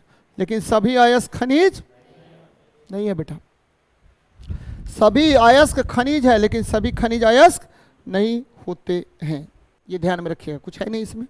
आगे बढ़ते हैं। निम्नलिखित में से किसका पौधीकरण सड़क के किनारे नाइट्रोजन ऑक्साइड को अपचयन कर सकता है बच्चे? तो जूनिफेरस का पौधा, याद रखिए, जूनिफेरस का पौधा, ठीक है, पौधा ब्राउन एयर, कौन सा एयर? ब्राउन एयर, जिसको नाइट्रोजन ऑक्साइड कहते हैं। भूरी वायु, बार बार क्वेश्चन आएगा कि भूरी वायु किसे कहते हैं? ब्राउन एयर, नाइट्रोजन ऑक्साइड को अवशोषित करता है, एकदम ध्यान में रखिएगा, अवशोषित करता है। ठीक है, और यहाँ देखिए नीम जो है, नीम आजकल जो है, ठीक है, नीम का प्रयोग, ठीक है, इस नीम को बोलते हैं एजा डायरेक्टा इंडिका। क्या बोलते हैं बच्चे? एजा डायरेक्टा इंडिका कहते हैं। और नीम का प्रयोग हम लोग ऐसे तो बहुत सारे कामों में करते हैं, आजकल नीम का प्रयोग हम, ठीक है, नीम कोटेड यूरिया बनाने में करते हैं। क्या करते हैं? नीम कोटेड यूरिया बनाने में, नीम कोटेड यूरिया।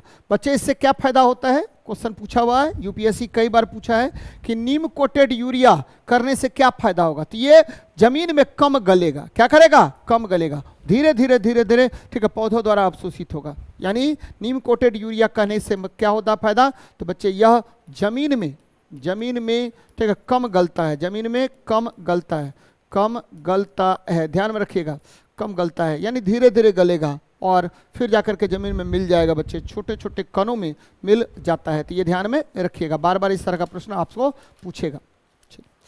नेक्स्ट आते हैं।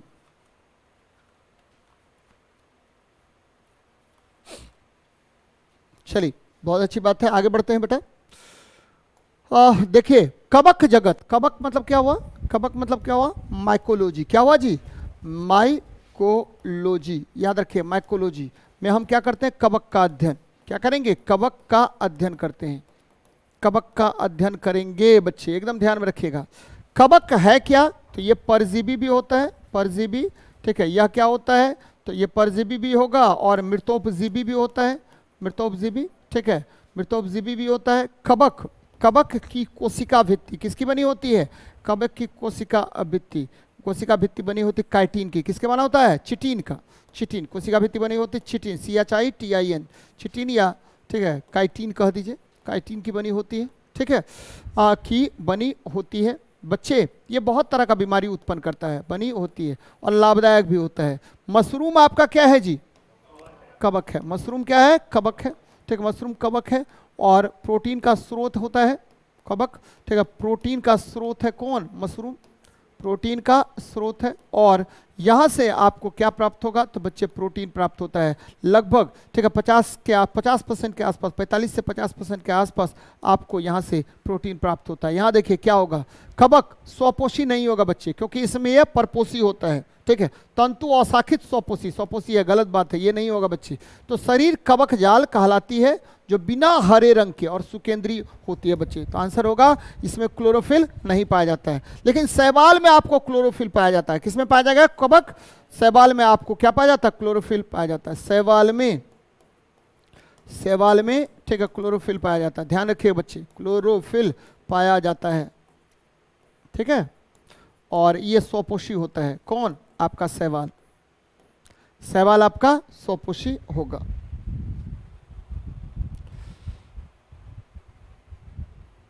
चलिए नेक्स्ट देखते हैं। देख बेटा, आयन ऊर्जा या आयनन ऊर्जा क्या है? आयनन ऊर्जा क्या है? आयनन ऊर्जा कर दीजिए, आयनेशन एनर्जी क्या है?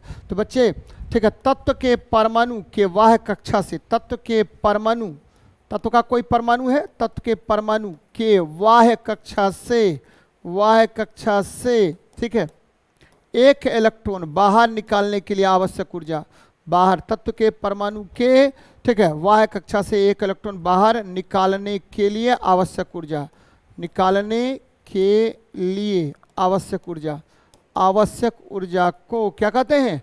आवश्यक ऊर्जा को हम क्या कहेंगे?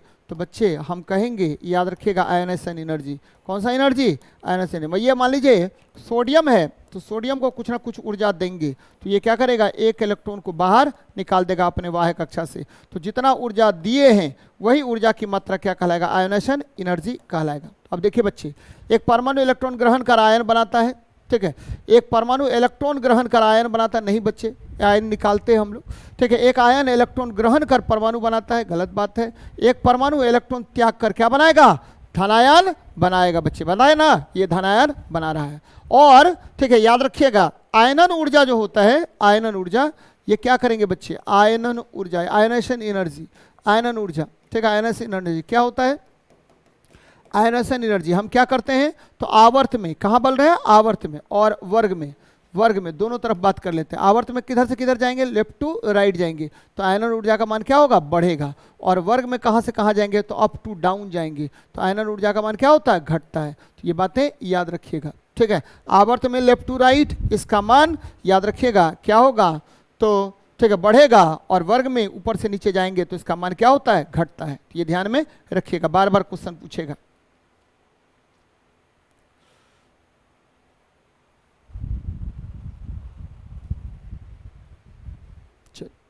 नेक्स्ट देखते हैं। यहां देखिए 100 वाट तथा 220 वोल्ट वाले बल्ब द्वारा प्रवाहित धारा क्या होता है? तो बच्चे P बराबर क्या होता है? VI, ठीक है। तो आपको निकालना I बराबर क्या हुआ? P बटे V। P का वैल्यू कितना है? 100 है, और V का वैल्यू कितना है? 220 है। ये सुना सुना काट दीजिए, ठीक है। आपको बचा 5/11, भागा देते हैं 5/11 से, 5 दीजिए, ठीक है, पॉइंट देंगे, 0 आ गया, 11, ठीक है। चौके कितना हुआ? 44, कितना बचा? 6, ठीक है, आ गया 0, ठीक है, 11, 5 कितना? 55, ठीक है, आपको 5 आ गया, फिर 0, ठीक है, 11 चौके 44, यानी 0.454 एम्पियर, है ना?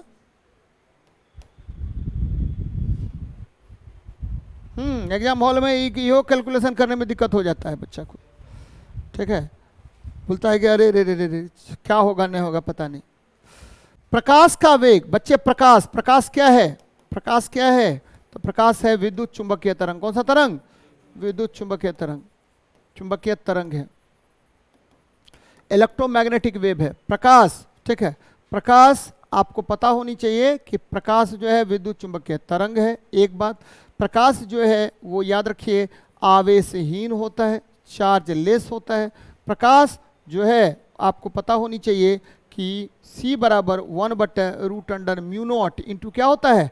Epsilon not. और इसी का वैल्यू होता है प्रकाश का वेग 3 × 10⁸ मीटर पर सेकेंड, ठीक है। प्रकाश जो है आपको तरंग है, तरंग है। प्रकाश जो है फोटोन ऊर्जा है। कौन सा ऊर्जा है बच्चे? फोटोन ऊर्जा है, ये ध्यान में रखिएगा। पैकेट ऑफ एनर्जी है, फोटोन ऊर्जा होता है। तो प्रकाश विद्युत चुंबकीय तरंग, आवेश शून्य हो गया। प्रकाश निर्वात में अगर गमन करेगा तो उसका वेग C बराबर 1/√μ0 एप्सिलॉन नॉट होता है और इसी का मान 3 × 10⁸ मीटर पर सेकेंड होता है। तो ये हो गया। प्रकाश किसका गुण है? तो बच्चे प्रकाश जो है विद्युतीय और चुंबकीय गुण है, ठीक है, का परिणाम है। प्रकाश विद्युतीय, विद्युतीय और चुंबकीय गुण का परिणाम है, चुंबकीय गुण का परिणाम है, परिणाम है, ठीक है। चलो बेटा, तो आंसर हो जाएगा C नंबर। नेक्स्ट देखते हैं किरचॉफ का दूसरा नियम। बच्चे किरचॉफ ने 2 नियम दिए थे। कितना नियम दिए थे? 2 नियम, ठीक है। किरचॉफ ने 2 नियम दिया था। ये क्वेश्चन पूछा हुआ है आपके दरोगा में, किरचॉफ का नियम। पहला नियम था क्या? तो बच्चे जंक्शन रूल। कौन सा रूल? जंक्शन नियम, जंक्शन रूल है, नियम है। क्या कहता है? तो जंक्शन कहता है कि किसी भी एक स्थान पर यदि बहुत सारी धारा आकर के मिलती है तो कुल धाराओं का योग जो है, कुल विद्युत धारा का योग क्या होगा? समेशन I बराबर क्या होगा? 0 के बराबर होता है। यानी जंक्शन की ओर यदि धारा जाता है तो पॉजिटिव, और जंक्शन से बाहर जाता है तो क्या होगा? निगेटिव होगा। और यहाँ पर आवेश संरक्षण रहेगा। आवेश, ये पहला नियम है बेटा, ठीक है, जंक्शन नियम। और आवेश क्या होगा? शून्य। अब बोलते हैं आवेश जो है यहाँ संरक्षित रहेगा। कुल विद्युत धारा का मान शून्य होगा, आवेश आपको संरक्षित रहेगा। चलिए दूसरा नियम, दूसरा नियम जो है इसको लूप का नियम कहते हैं। किसका नियम? लूप का नियम कहते हैं, लूप्स लॉ कहते हैं, लूप का नियम कहते हैं। और याद रखना है इसमें कुल विभवांतर का मान क्या होगा? शून्य हो गया। कुल विभवांतर शून्य होगा, ऊपर में कुल विद्युत धारा शून्य होगा और यहाँ पर कुल विभवांतर का मान क्या होगा? शून्य होगा। और ये आधारित है आपको ऊर्जा संरक्षण पर, ऊर्जा संरक्षण के सिद्धांत पर यह कार्य करता है। ऊर्जा संरक्षण पर आधारित है, पर आधारित है, ध्यान में रखिएगा बेटा। किस पर आधारित है? तो ऊर्जा संरक्षण पर आधारित है। तो ऊर्जा संरक्षण हो गया, यहाँ पर क्या हो गया? ऊर्जा संरक्षण। आवेश संरक्षण पहला नियम, ठीक है, और ऊर्जा संरक्षण क्या हुआ? दूसरा नियम हो जाएगा।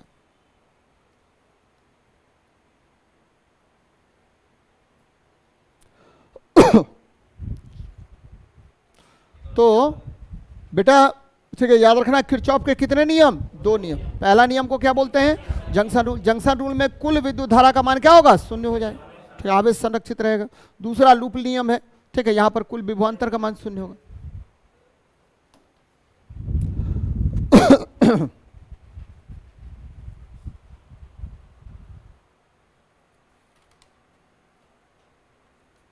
चलो बेटा आगे देखते हैं। यहां देखिए, जब एक बॉल को ऊपर की ओर फेंका जाता है तो गुरुत्वाकर्षण बल, बॉल को ऊपर फेंकिए, फेंक दीजिए ऊपर, तो ऊपर जा रहा है बॉल, तो गुरुत्वाकर्षण बल हमेशा क्या होता है? नीचे की ओर लगता है। क्यों बच्चे? क्योंकि गुरुत्वाकर्षण बल, ठीक है, गुरुत्वाकर्षण बल, ठीक है, भार होता है। क्या होता है? गुरुत्वाकर्षण बल, गुरुत्वाकर्षण बल, गुरुत्वाकर्षण बल, ठीक है, बल गुरुत्व बल है। गुरुत्व बल कौन सा बल है? गुरुत्व बल। और गुरुत्व बल क्या होता है? तो गुरुत्व बल ही भार होता है। गुरुत्व बल क्या होगा? भार होता है, भार होता है। और यह क्या होगा? तो W बराबर M × G होगा। और ठीक है, याद रखिएगा इसकी दिशा पृथ्वी के केंद्र की ओर होता है। इसकी दिशा किधर होगा? इसकी दिशा पृथ्वी के केंद्र की ओर होता है, पृथ्वी के केंद्र की ओर होता है, एकदम याद रखिएगा, केंद्र की ओर होता है, ठीक है, और होता है। तो बच्चे ये देखिए, ये वस्तु है, ये पृथ्वी है, तो वस्तु को चूंकि ऊपर फेंके हैं तो गुरुत्वाकर्षण बल का दिशा किधर होगा? अपोजिट डायरेक्शन में होगा, नीचे होगा। तो गति के विपरीत दिशा में होता है, गति के विपरीत दिशा में होता है। गुरुत्वाकर्षण बल की दिशा किधर होगी? हाँ गुरुत्व, हाँ पृथ्वी, ठीक है, के केंद्र के ओर होगा, यानी वस्तु जा रहा है ऊपर तो ये किधर लगेगा, नीचे की ओर लगेगा। चलो बेटा आगे देखते हैं।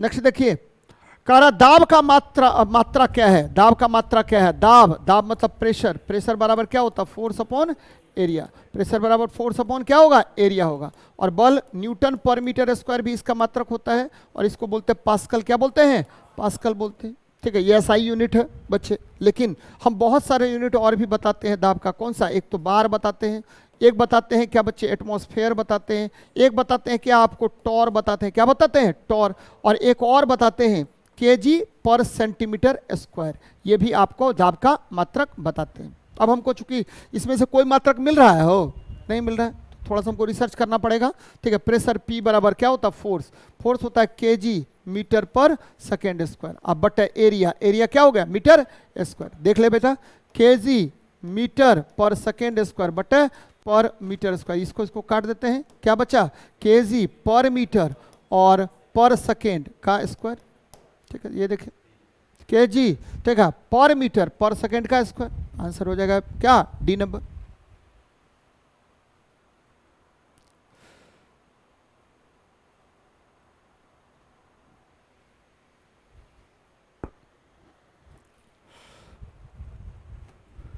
चल बेटा आगे देखते हैं।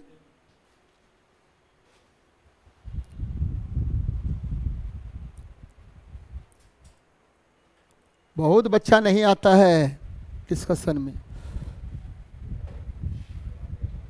बेंजीन, नेप्थलीन और एंथ्रासिन, ये तीनों लेना है। बेंजीन, बेंजीन ये एरोमेटिक हाइड्रोकार्बन है बेटा, C6H6 है, और इसका फॉर्मूला हो गया क्या, है ना, ये हो गया, ठीक है, ये एरोमेटिक हाइड्रोकार्बन है। चलिए दूसरा आते हैं, एंथ्रासिन नेप्थलीन है, नेप्थलीन बच्चे ये होता है क्या, तो ये होता है डबल बेंजीन रिंग, ये हो गया डबल बेंजीन रिंग होता है। तीसरा आ गया एंथ्रासिन, 3 ठो बेंजीन रिंग होता है, 3 बेंजीन रिंग।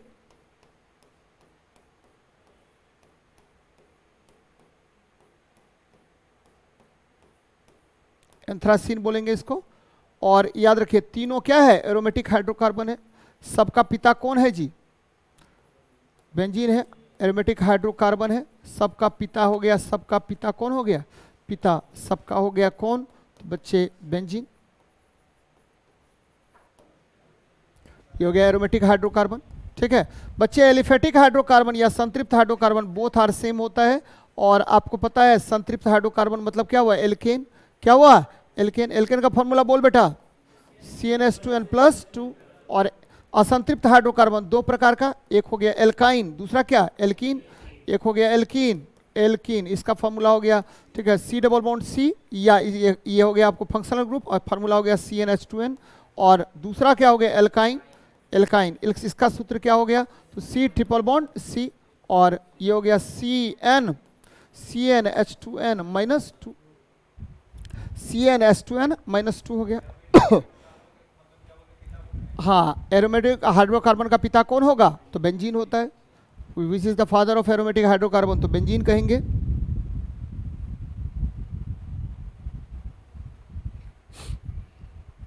चलिए आगे देखते हैं।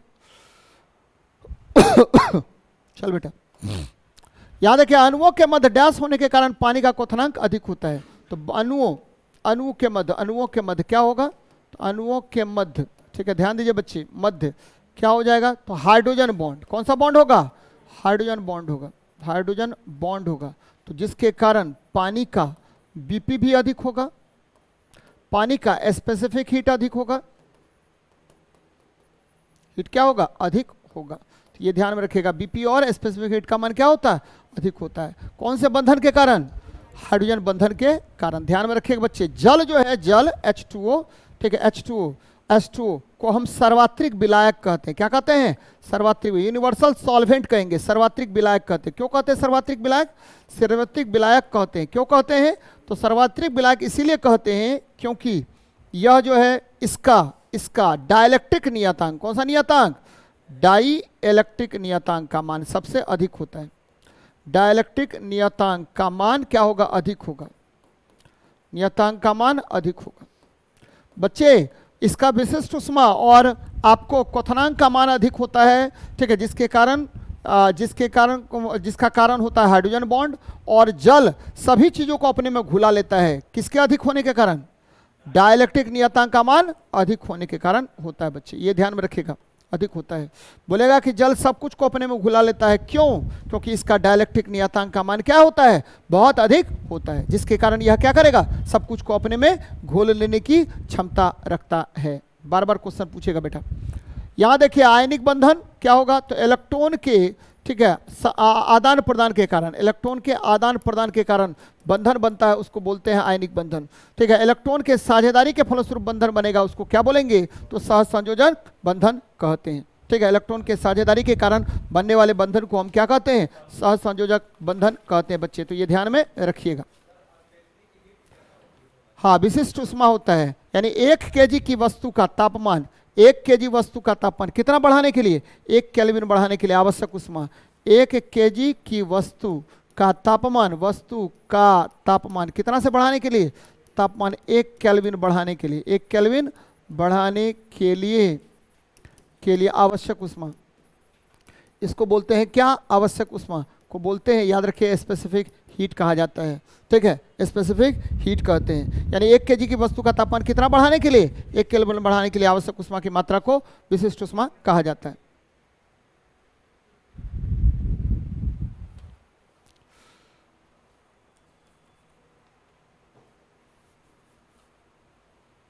चल बेटा आगे देखते हैं।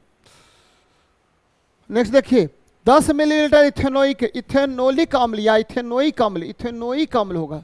इथेनोइक मतलब शराब हो गया। इथेनोइक एसिड का मतलब हुआ शराब नहीं हुआ बेटा। इथेनोइक एसिड का मतलब हुआ सिरका। क्या हुआ? सिरका या विनेगर, या इसका फॉर्मूला होता है क्या? CH3COH। इथेनॉल नहीं है, इथेनोइक अम्ल है, कोई बात नहीं है। 10 मिलीलीटर और जल दोनों को आपस में मिला दिए तो दोनों का मिश्रण कैसा बनेगा? समांगी मिश्रण। कौन सा मिश्रण बनेगा? समांगी मिश्रण बनेगा। समांगी मिश्रण किसको कहते हैं? तो जिसका घनत्व और, ठीक है, घनत्व और संगठन हर जगह एक समान होता है। घनत्व और संगठन क्या होगा? ठीक है, एक समान होगा। संगठन क्या होगा? एक समान होता है। तो ऐसे पदार्थ को एक समान होता है, तो ऐसे पदार्थ को हम क्या कहते हैं? तो बच्चे समांगी मिश्रण कहते हैं। तो ये ध्यान में रखिएगा, समांगी मिश्रण हो जाएगा। तो आंसर क्या होगा? 4 नंबर। ये देखिए सी में हो गया, समांगी मिश्रण। यानी अम्ल और, ठीक है, जल आपस में किसका मिश्रण बनाता है? समांगी मिश्रण का निर्माण करता है। ध्यान में रखना बेटा, अम्ल और जल कैसा मिश्रण का निर्माण करेगा? अम्ल और जल, ये जब भी बनाएगा तो समांगी मिश्रण बनाएगा। और यही आपको बताए थे, याद होगा, कि सांद्र और तनु भी बताए थे, समांगी मिश्रण का निर्माण करता है। तो ये ध्यान में रखिएगा। नेक्स्ट देखते हैं, निम्नलिखित में से किस विटामिन का नाम बताइए जो पाचन तंत्र, त्वचा तथा तंत्रिका तंत्र के उचित रूप से कार्य करने के लिए क्या होता है? आवश्यक होता है। ये नियासिन जी। विटामिन B3 को क्या बोलते हैं बेटा? विटामिन B3 को हम बोलते हैं नियासिन। और इसकी कमी से कौन सा रोग होता है? पेलेग्रा। क्या होता है? नियासिन बोलते हैं, इसकी कमी से पेलेग्रा रोग होता है। पेलेग्रा रोग होता है। बच्चे राइबोफ्लेविन विटामिन, ठीक है, विटामिन किसको बोलेंगे? राइबोफ्लेविन। विटामिन B2 को किसको बोलेंगे? विटामिन B2 को बोलते हैं राइबोफ्लेविन। इसकी कमी से क्या होता है? रक्त की कमी हो जाती है।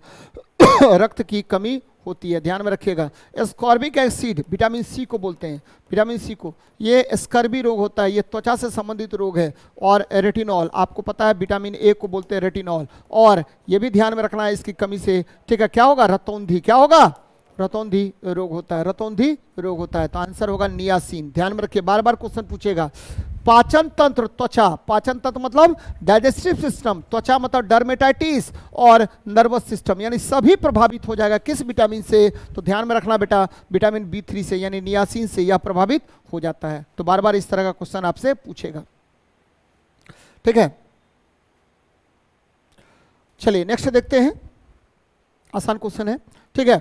नीचे दिए गए विटामिनों में से कौन सा दो विटामिन डीएनए के संश्लेषण के कार्य के लिए आवश्यक होता है? बहुत इंपॉर्टेंट क्वेश्चन है बच्चे, और ये विटामिन B12 और फॉलिक एसिड है, याद रखिएगा। फॉलिक एसिड विटामिन B9 को कहते हैं, विटामिन B9 को क्या कहेंगे? फॉलिक एसिड कहेंगे। बच्चे आपको पता है विटामिन B12 जो है, ठीक है, साइनोकोबालेमिन होता है, साइनोकोबालेमिन, और यह, ठीक है, कोबालेमिन होगा, और यह रक्त के निर्माण के लिए आवश्यक है, रक्त निर्माण के लिए आवश्यक, रक्त निर्माण करता है। बच्चे एकदम ध्यान में रखिएगा, रक्त निर्माण करने का काम कौन करेगा? तो विटामिन B12 करता है। यहाँ देखिए niacin vitamin B3, ascorbic acid vitamin B6, और पेंटाथोनिक अम्ल जो है विटामिन B5 होता है, विटामिन B5 याद रखिए बच्चा। विटामिन B5 को हम क्या कहते हैं? तो पेंटाथोनिक अम्ल कहते हैं। एस्कॉर्बिक अम्ल क्या कहते हैं? तो विटामिन C को कहते हैं। नियासिन तो बताएंगे। विटामिन B2 को क्या बोलेंगे?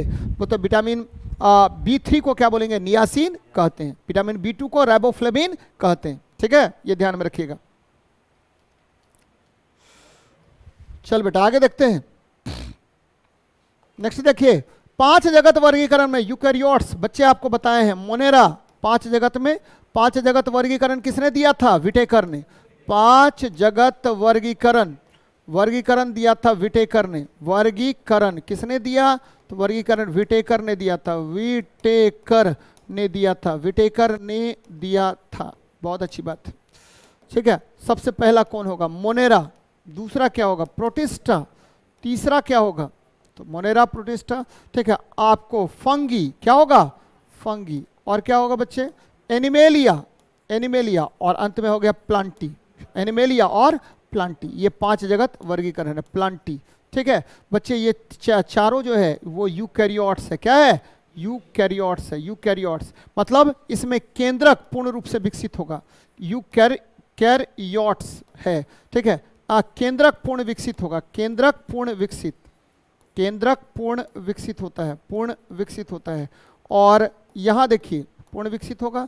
और मोनेरा जो है ये प्रोकैरियोट्स हो गया। क्या हो गया? प्रोकैरियोट्स होता है, ध्यान में रखिएगा बेटा, प्रोकैरियोट्स होगा। मोनेरा प्रोकैरियोट्स, अब बाकी सब क्या होगा? यूकैरियोट्स होता है, ये ध्यान में रखिएगा। ये सभी जो है यूकैरियोट्स होंगे, ठीक है। हाँ, प्रोटिस्टा, फंगी, एनिमेलिया, प्लांटी। बच्चे मोनेरा में कौन कौन आएगा? तो मोनेरा में आएगा कौन कौन? तो बच्चे ध्यान में रखिएगा, मोनेरा में आएगा, ठीक है, साइनोबैक्टीरिया, साइनोबैक्टीरिया, ठीक है। बच्चे आएगा बैक्टीरिया, ठीक है, बैक्टीरिया आएगा, या ब्लू ग्रीन अलगी आएगा, BGA, ठीक है। ये सब आएगा किसमें? मोनेरा में। तो 5 में से 4 जगत यूकैरियोट्स होते हैं। 5 में से 4 जगत क्या होंगे? तो यूकैरियोट्स होंगे। 5 में से कितने जगत होंगे यूकैरियोट्स? तो 4 जगत आपको यूकैरियोट्स की श्रेणी में आता है। तो 5 जगत वर्गीकरण किसने दिया? विटेकर ने दिया। बच्चे 5 जगत वर्गीकरण में कौन कौन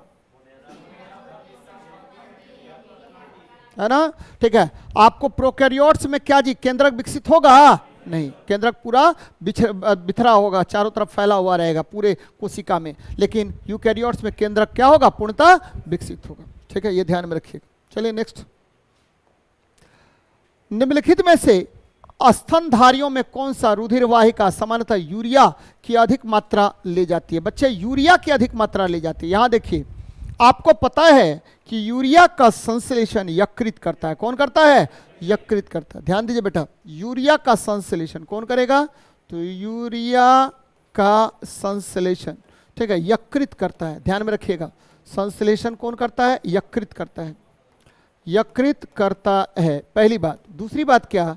कि यकृत यकृत यकृत यूरिया का संश्लेषण, यकृत, हल्ला मत कीजिए, यकृत यूरिया का संश्लेषण, ठीक है, संश्लेषण ऑर्निथिन साइकिल के द्वारा करता। कौन सा साइकिल? ऑर्निथिन साइकिल द्वारा करता। ध्यान में रखिएगा बच्चे, साइकिल द्वारा करता है, ठीक है।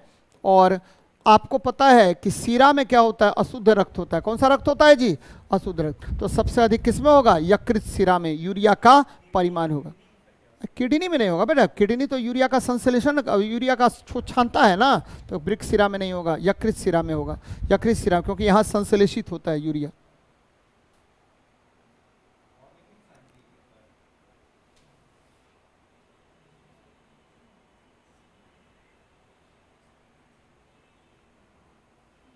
चल, यकृत सिरा में ये होगा, बहुत अच्छी बात है। धमनी में क्या होगा? शुद्ध रक्त।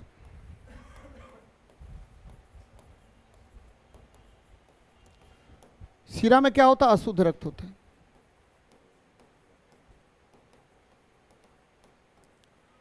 धमनी में शुद्ध रक्त और इसमें अशुद्ध रक्त होता है, ये ध्यान में रखिएगा। चलिए नेक्स्ट देखते हैं।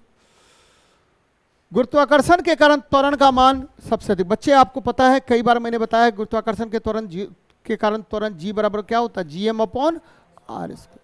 जी बराबर G M upon R square. ठीक है, ये देखिए, ये आपकी पृथ्वी है। पृथ्वी से ऊपर बढ़ेंगे, क्या बढ़ेंगे? पृथ्वी से ऊपर, तो जी का मान क्या होता है? घटता है।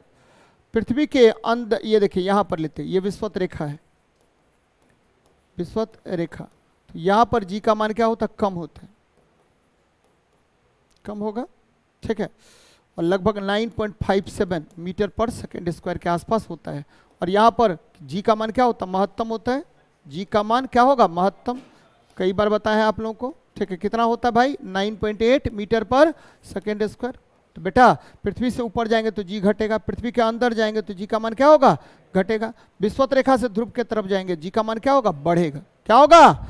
बढ़ेगा। और ध्रुव से विषुवत रेखा की तरफ आएंगे तो क्या होगा? जी का मान घटेगा। यहाँ देखिए क्या कह रहा है?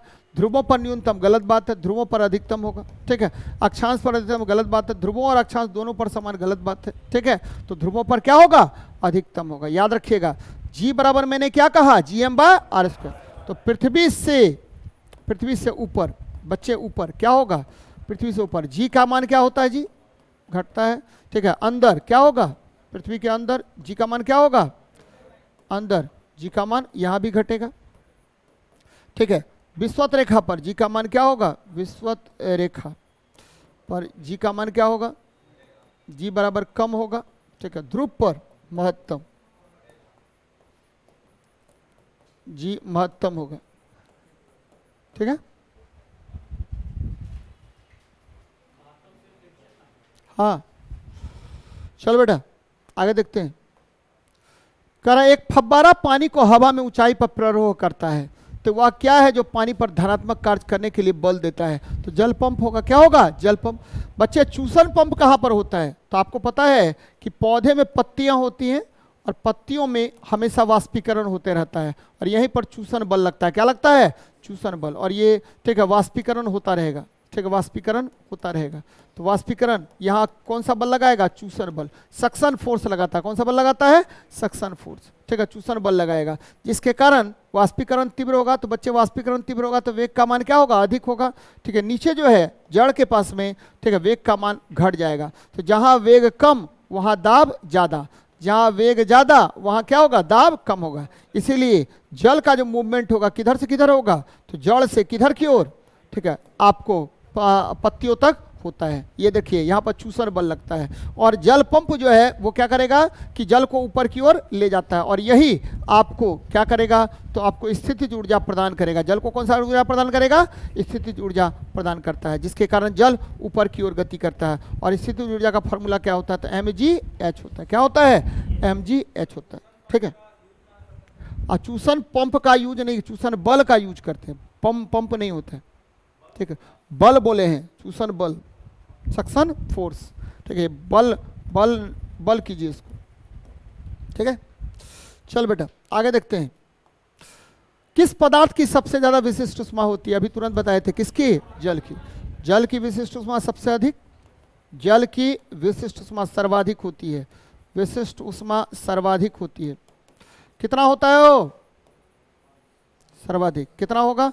तो 4200 जूल पर केजी इंटू केल्विन होता है, या 1 कैलोरी पर ग्राम इंटू डिग्री सेल्सियस होगा। ठीक है, सोना आपको पता है Au होता है, Au। ठीक है, सोना, इसकी परमाणु संख्या 79 और यह जो है, ठीक है बच्चे, यह जो है सेकेंड बी वर्ग का तत्व है, वर्ग का तत्व है। और तांबा आपको पता है, ठीक है बच्चे, तांबा भी क्या होता है? ये आप इसको लिख सकते हैं 11वां वर्ग लिखिए, 11वें वर्ग का तत्व है, 11वें वर्ग का तत्व। तांबा, ये कॉपर हो गया, इसकी परमाणु संख्या कितनी होती है 29, और ये भी आपको 11वें वर्ग का तत्व है, सब आपको ये है, ये 13वें वर्ग का तत्व है, इसकी परमाणु संख्या 13 हो गया, 13वें वर्ग का तत्व है। बच्चे हम ये लिखे थे पुराना वाला, ये नया लिखे मॉडर्न पीरियोडिक टेबल के आधार पर, और 11वें वर्ग के तत्व को हम क्या बोलते हैं, तो 11वें वर्ग के तत्व को हम बोलते हैं, ध्यान में रखिएगा, 11वें वर्ग का तत्व ये क्या कहलाता है, तो ये कहलाता है मुद्रा धातु। कौन सा धातु कहलाएगा, मुद्रा धातु। और इसमें कौन सा तत्व होता है, तो पहले तो सोना होगा, उसके बाद चांदी होगा, और उसके बाद कॉपर होगा, ये तीनों होगा, सोना चांदी और कॉपर, सोना चांदी और कॉपर, ठीक है, ये ध्यान में रखिएगा, बार बार क्वेश्चन पूछेगा। चलिए यहां देखिए, कार्बन के अप्रूप, बच्चे कार्बन के कितने अप्रूप, 2 अप्रूप, कार्बन के 2 अप्रूप, 2 अप्रूप कौन कौन, तो बच्चे कार्बन के 2 अप्रूप, एक होगा रवादार क्रिस्टलाइन, और दूसरा होगा क्या बेरवादार होगा। रवादार में कौन कौन होता है, तो बच्चे रवादार में होगा, ठीक है, सबसे पहले हीरा, ग्रेफाइट, फिर क्या होगा, तो हीरा, ग्रेफाइट, फिर ले लीजिए, ठीक है, फुलरीन और ग्रिफीन, इतना होगा बच्चे, ग्रिफीन, ये इतना होगा, ठीक है। आपको सबसे शुद्ध बोलेगा, क्वेश्चन पूछा हुआ क्वेश्चन है दरोगा का, सबसे शुद्ध, ठीक है, आपको जो रवादार में होगा कौन होगा, हीरा होगा, सबसे शुद्ध होगा, ठीक है। बेरवादार में ये क्वेश्चन पूछा हुआ था आपके दरोगा में, ठीक है, कोयला, ठीक है, आपको चारकोल, कोक और काजल, कोक और क्या हुआ, काजल आ गया बच्चे। तो काजल जो है आपको पता होनी चाहिए, काजल जो है ये सबसे शुद्ध किसमें, बेरवादार में, ठीक है। आपको सबसे शुद्ध कौन हो गया, रवादार में कौन, हीरा, और बेरवादार में सबसे शुद्ध कौन होगा, काजल होगा। बच्चे यहां पूछ रहा है कि कार्बन के अप्रूप केवल एक अनियंत्रित संग्रह है, तो बच्चे कोयला यानी बेरवादार है, और अनियंत्रित संग्रह है। यहां देखिए इसकी संरचना चतुष्फलकीय होती है, चतुष्फलकीय होगा, संरचना पता है आपको। फुलरीन ये जो है गेंद के समान संरचना होगा, सॉकर बॉल के समान संरचना होगा। ग्रेफाइट षटफलकीय होगा, ये बेतरतीब संरचना है, कोई संरचना है नहीं इसका, ठीक है। तो ये फुलरीन सॉकर गेंद के समान संरचना है, सॉकर गेंद, तो एकदम ध्यान में रखिएगा, बार बार क्वेश्चन पूछेगा कि फुलरीन की संरचना किसके समान, सॉकर गेंद के समान होता है। कार्बन 60 होता है, 60 तो कार्बन का परमाणु होता है, इसमें C60 होता है बच्चे, ठीक है। जबकि कोयला का संरचना नहीं होता बच्चे, बेतरतीब होगा बच्चे, इसीलिए कोयला इसका आंसर हो जाएगा। आगे बढ़ते हैं, हाँ बोला जाए। NaCl का संरचना होता है, ठीक है, फेस सेंटर्ड क्यूबिक, क्या होगा, फेस सेंटर्ड क्यूबिक, FCC।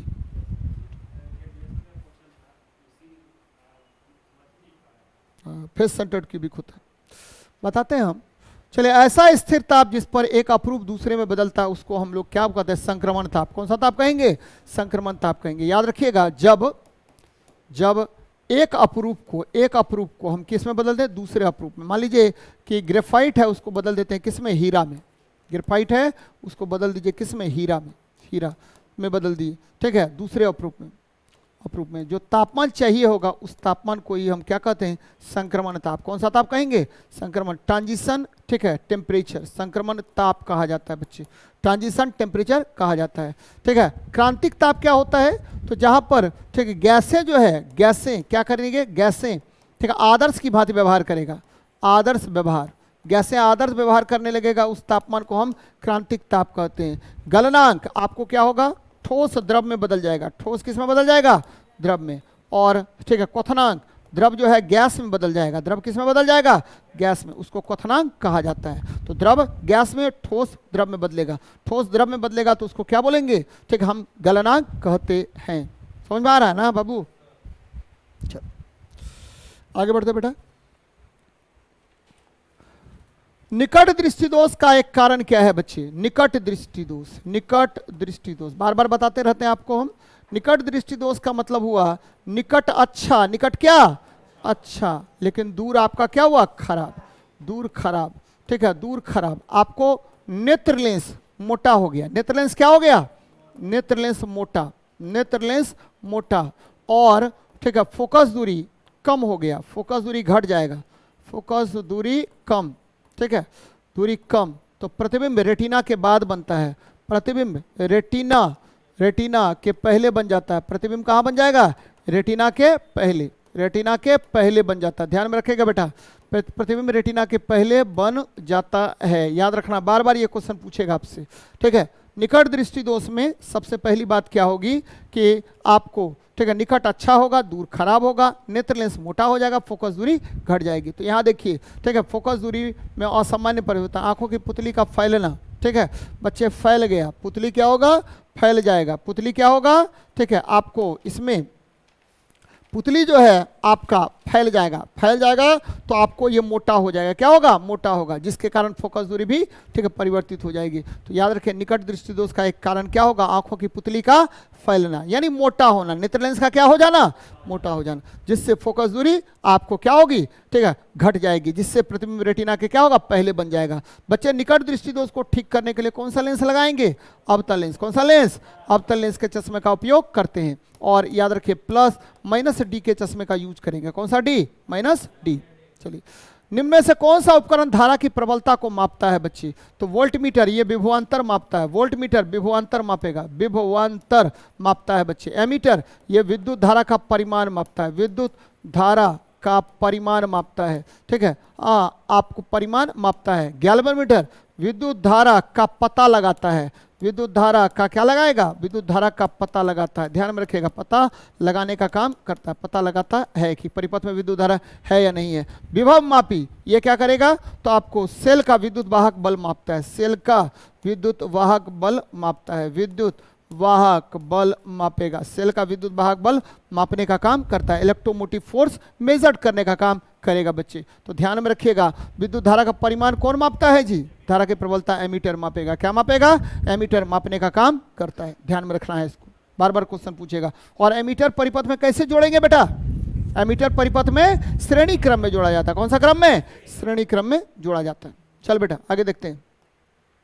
यदि दो प्रतिरोध 25 ओम और 15 ओम की श्रेणी क्रम में जोड़ा जाता है, कोई ज्यादा नहीं, जोड़ दीजिए, श्रेणी क्रम में जोड़ दीजिए बेटा, श्रेणी क्रम में जोड़ दीजिए।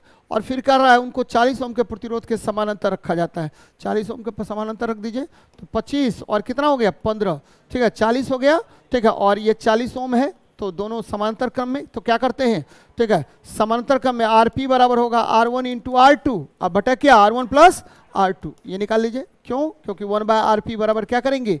1/R1, अब प्लस क्या हो गया? 1/R2। तो बच्चे 40 गुना 40, ठीक है, बट्टा 40 प्लस 40 यानी 80 हो गया। तो 40 दूनी 80, 2 20 क्या हो गया? यानी 20 ओम। देखिए कहाँ पर है 20 ओम? है सी नंबर में, ठीक है। R1 इंटू R2 बटा क्या हुआ? R1 प्लस R2, तुरंत बन जाएगा।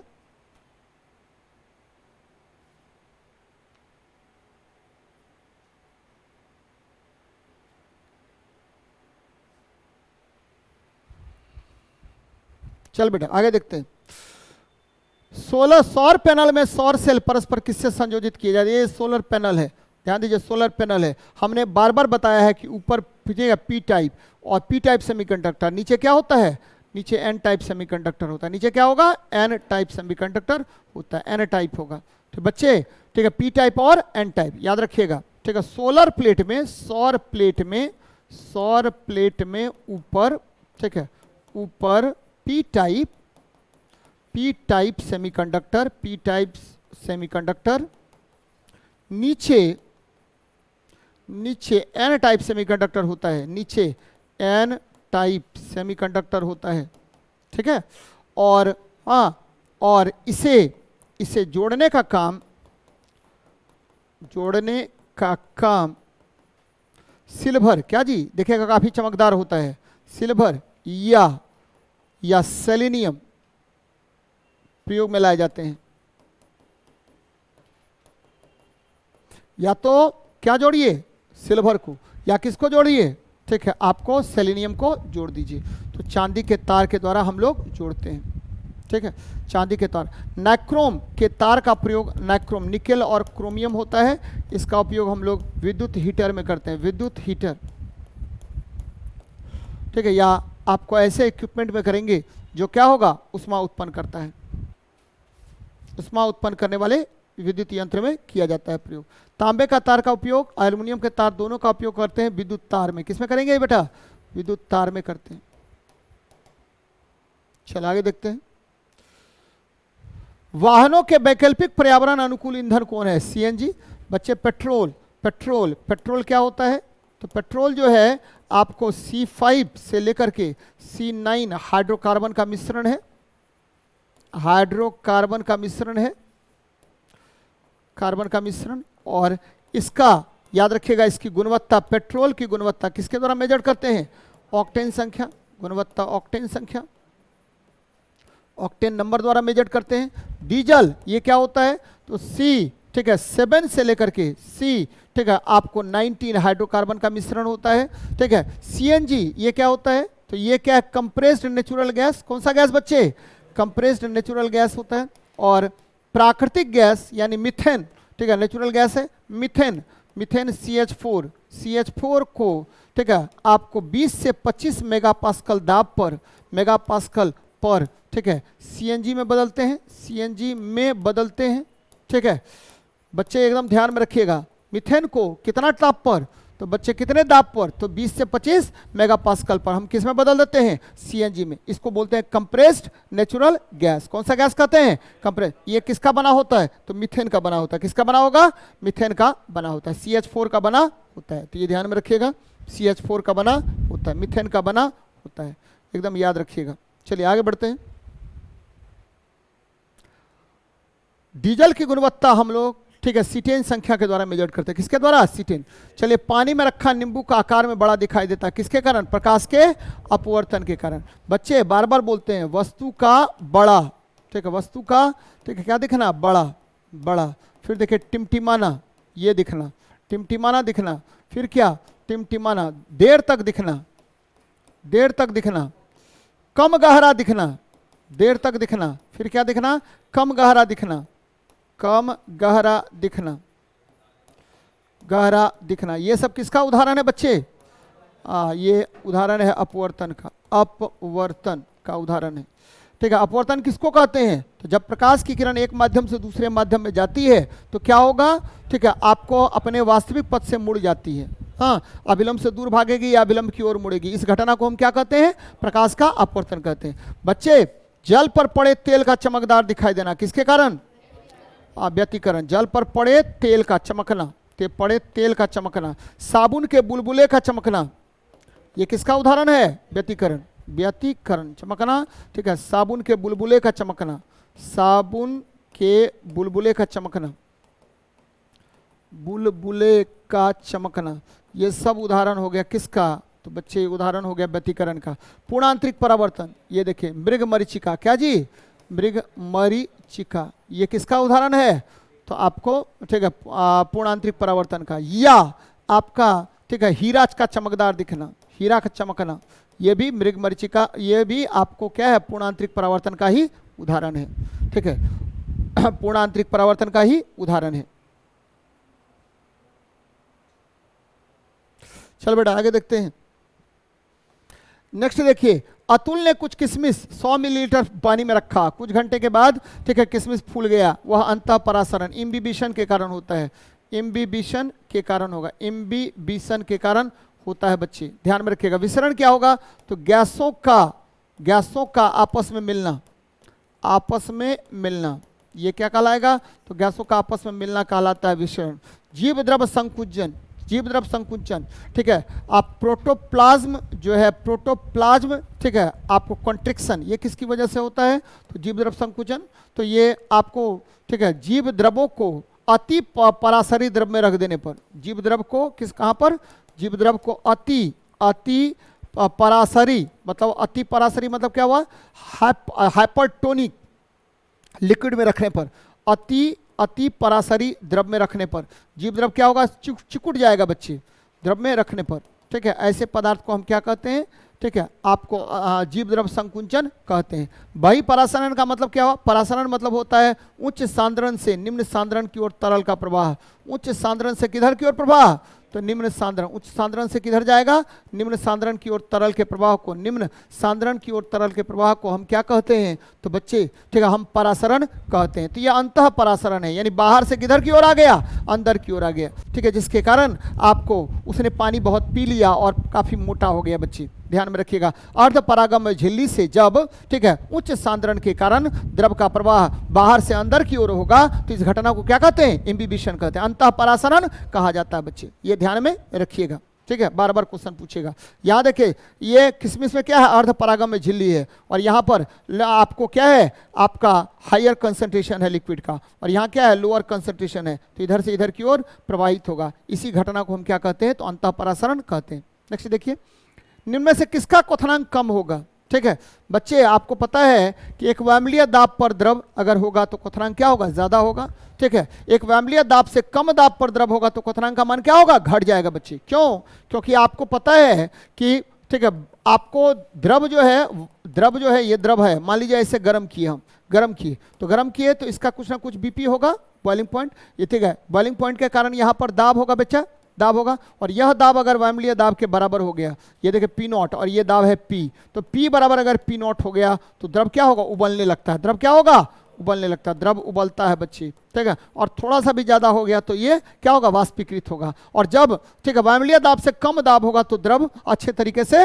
नहीं उबलेगा। बच्चे तो एक वायुमंडलीय दाब से कम दाब पर द्रव अगर होगा तो इसका क्वथनांक क्या होगा, कम होगा, क्या होगा, कम होगा। आपको हम थोड़ी देर पहले बताए थे कि बीपी जो है वो प्रेशर का डायरेक्टली क्या होगा, प्रोपोर्शनल, और ये टेम्परेचर का भी डायरेक्टली क्या होगा, प्रोपोर्शनल होगा, ठीक है, तो ये ध्यान में रखिएगा, क्वथनांक से कम दाब होगा। एक द्रव में घुली हुई अपद्रव, ठीक है, तो किसी भी द्रव में अगर अपद्रव को घुलाएंगे, अशुद्धि को घुलाएंगे तो क्वथनांक का मान क्या होगा, बढ़ जाएगा। आप लोग देखिएगा चीनी, पानी में चीनी डाले हैं, ठीक है, चाय बना रहे हैं, तो अचानक अगर चीनी डालते हैं तो दूध उबलने लगता है, वो तुरंत क्या होगा, नीचे गिर जाता है। यानी जल में, द्रव में ठीक है अशुद्धि को मिलाने पर क्वथनांक का मान क्या होगा, आपको बढ़ जाता है, ये ध्यान में रखिएगा। एक वायुमंडलीय दाब से अधिक दाब पर द्रव अगर होगा तो वाष्पीकृत हो जाएगा, क्या होगा, पूर्ण वाष्पीकृत हो जाएगा, इसीलिए आंसर हो जाएगा आपको कौन, बी नंबर। बहुत अच्छा क्वेश्चन है बच्चे। यहाँ देखिए, निम्न में से कौन एक अदिश राशि है, तो बच्चे ठीक है क्या होगा, विद्युत विभव। आपको कई बार बताए हैं कि विभव लगा हो या कार्य लगा हो या उष्मा लगा हो या आपको लगा हो क्या फ्लक्स लगा हो, ये सब कौन सी राशि होगा, अदिश राशि होगा, अदिश राशि होगा। जबकि समकोणीय लगा होगा तो सदिश राशि, वेग सदिश राशि, और क्षेत्र लगा होगा तो कौन सा राशि, सदिश राशि होगा। क्षेत्र लगा होगा या बल लगा होगा, ये सब आपको, या आघूर्ण लगा होगा, ये सब सदिश राशि होते हैं, ये ध्यान में रखिएगा। बोलेगा बल आघूर्ण कौन सी राशि, सदिश, ठीक है, जड़त्व आघूर्ण कौन सी राशि, अदिश। चलो बेटा आगे देखते हैं। यहां देखिए, एक समान वेग से गतिमान वृत्तीय पथ पर प्रभावित त्वरण का मान कितना होता है, तो v²/r। बोले हैं आपको कि कभी भी कोई भी वस्तु वृत्तीय पथ पर गति करेगा तो हमेशा वृत्त के केंद्र की ओर कौन सा लगेगा, अभिकेंद्रीय बल लगेगा, और अभिकेंद्रीय बल Fc बराबर होता है mv²/r।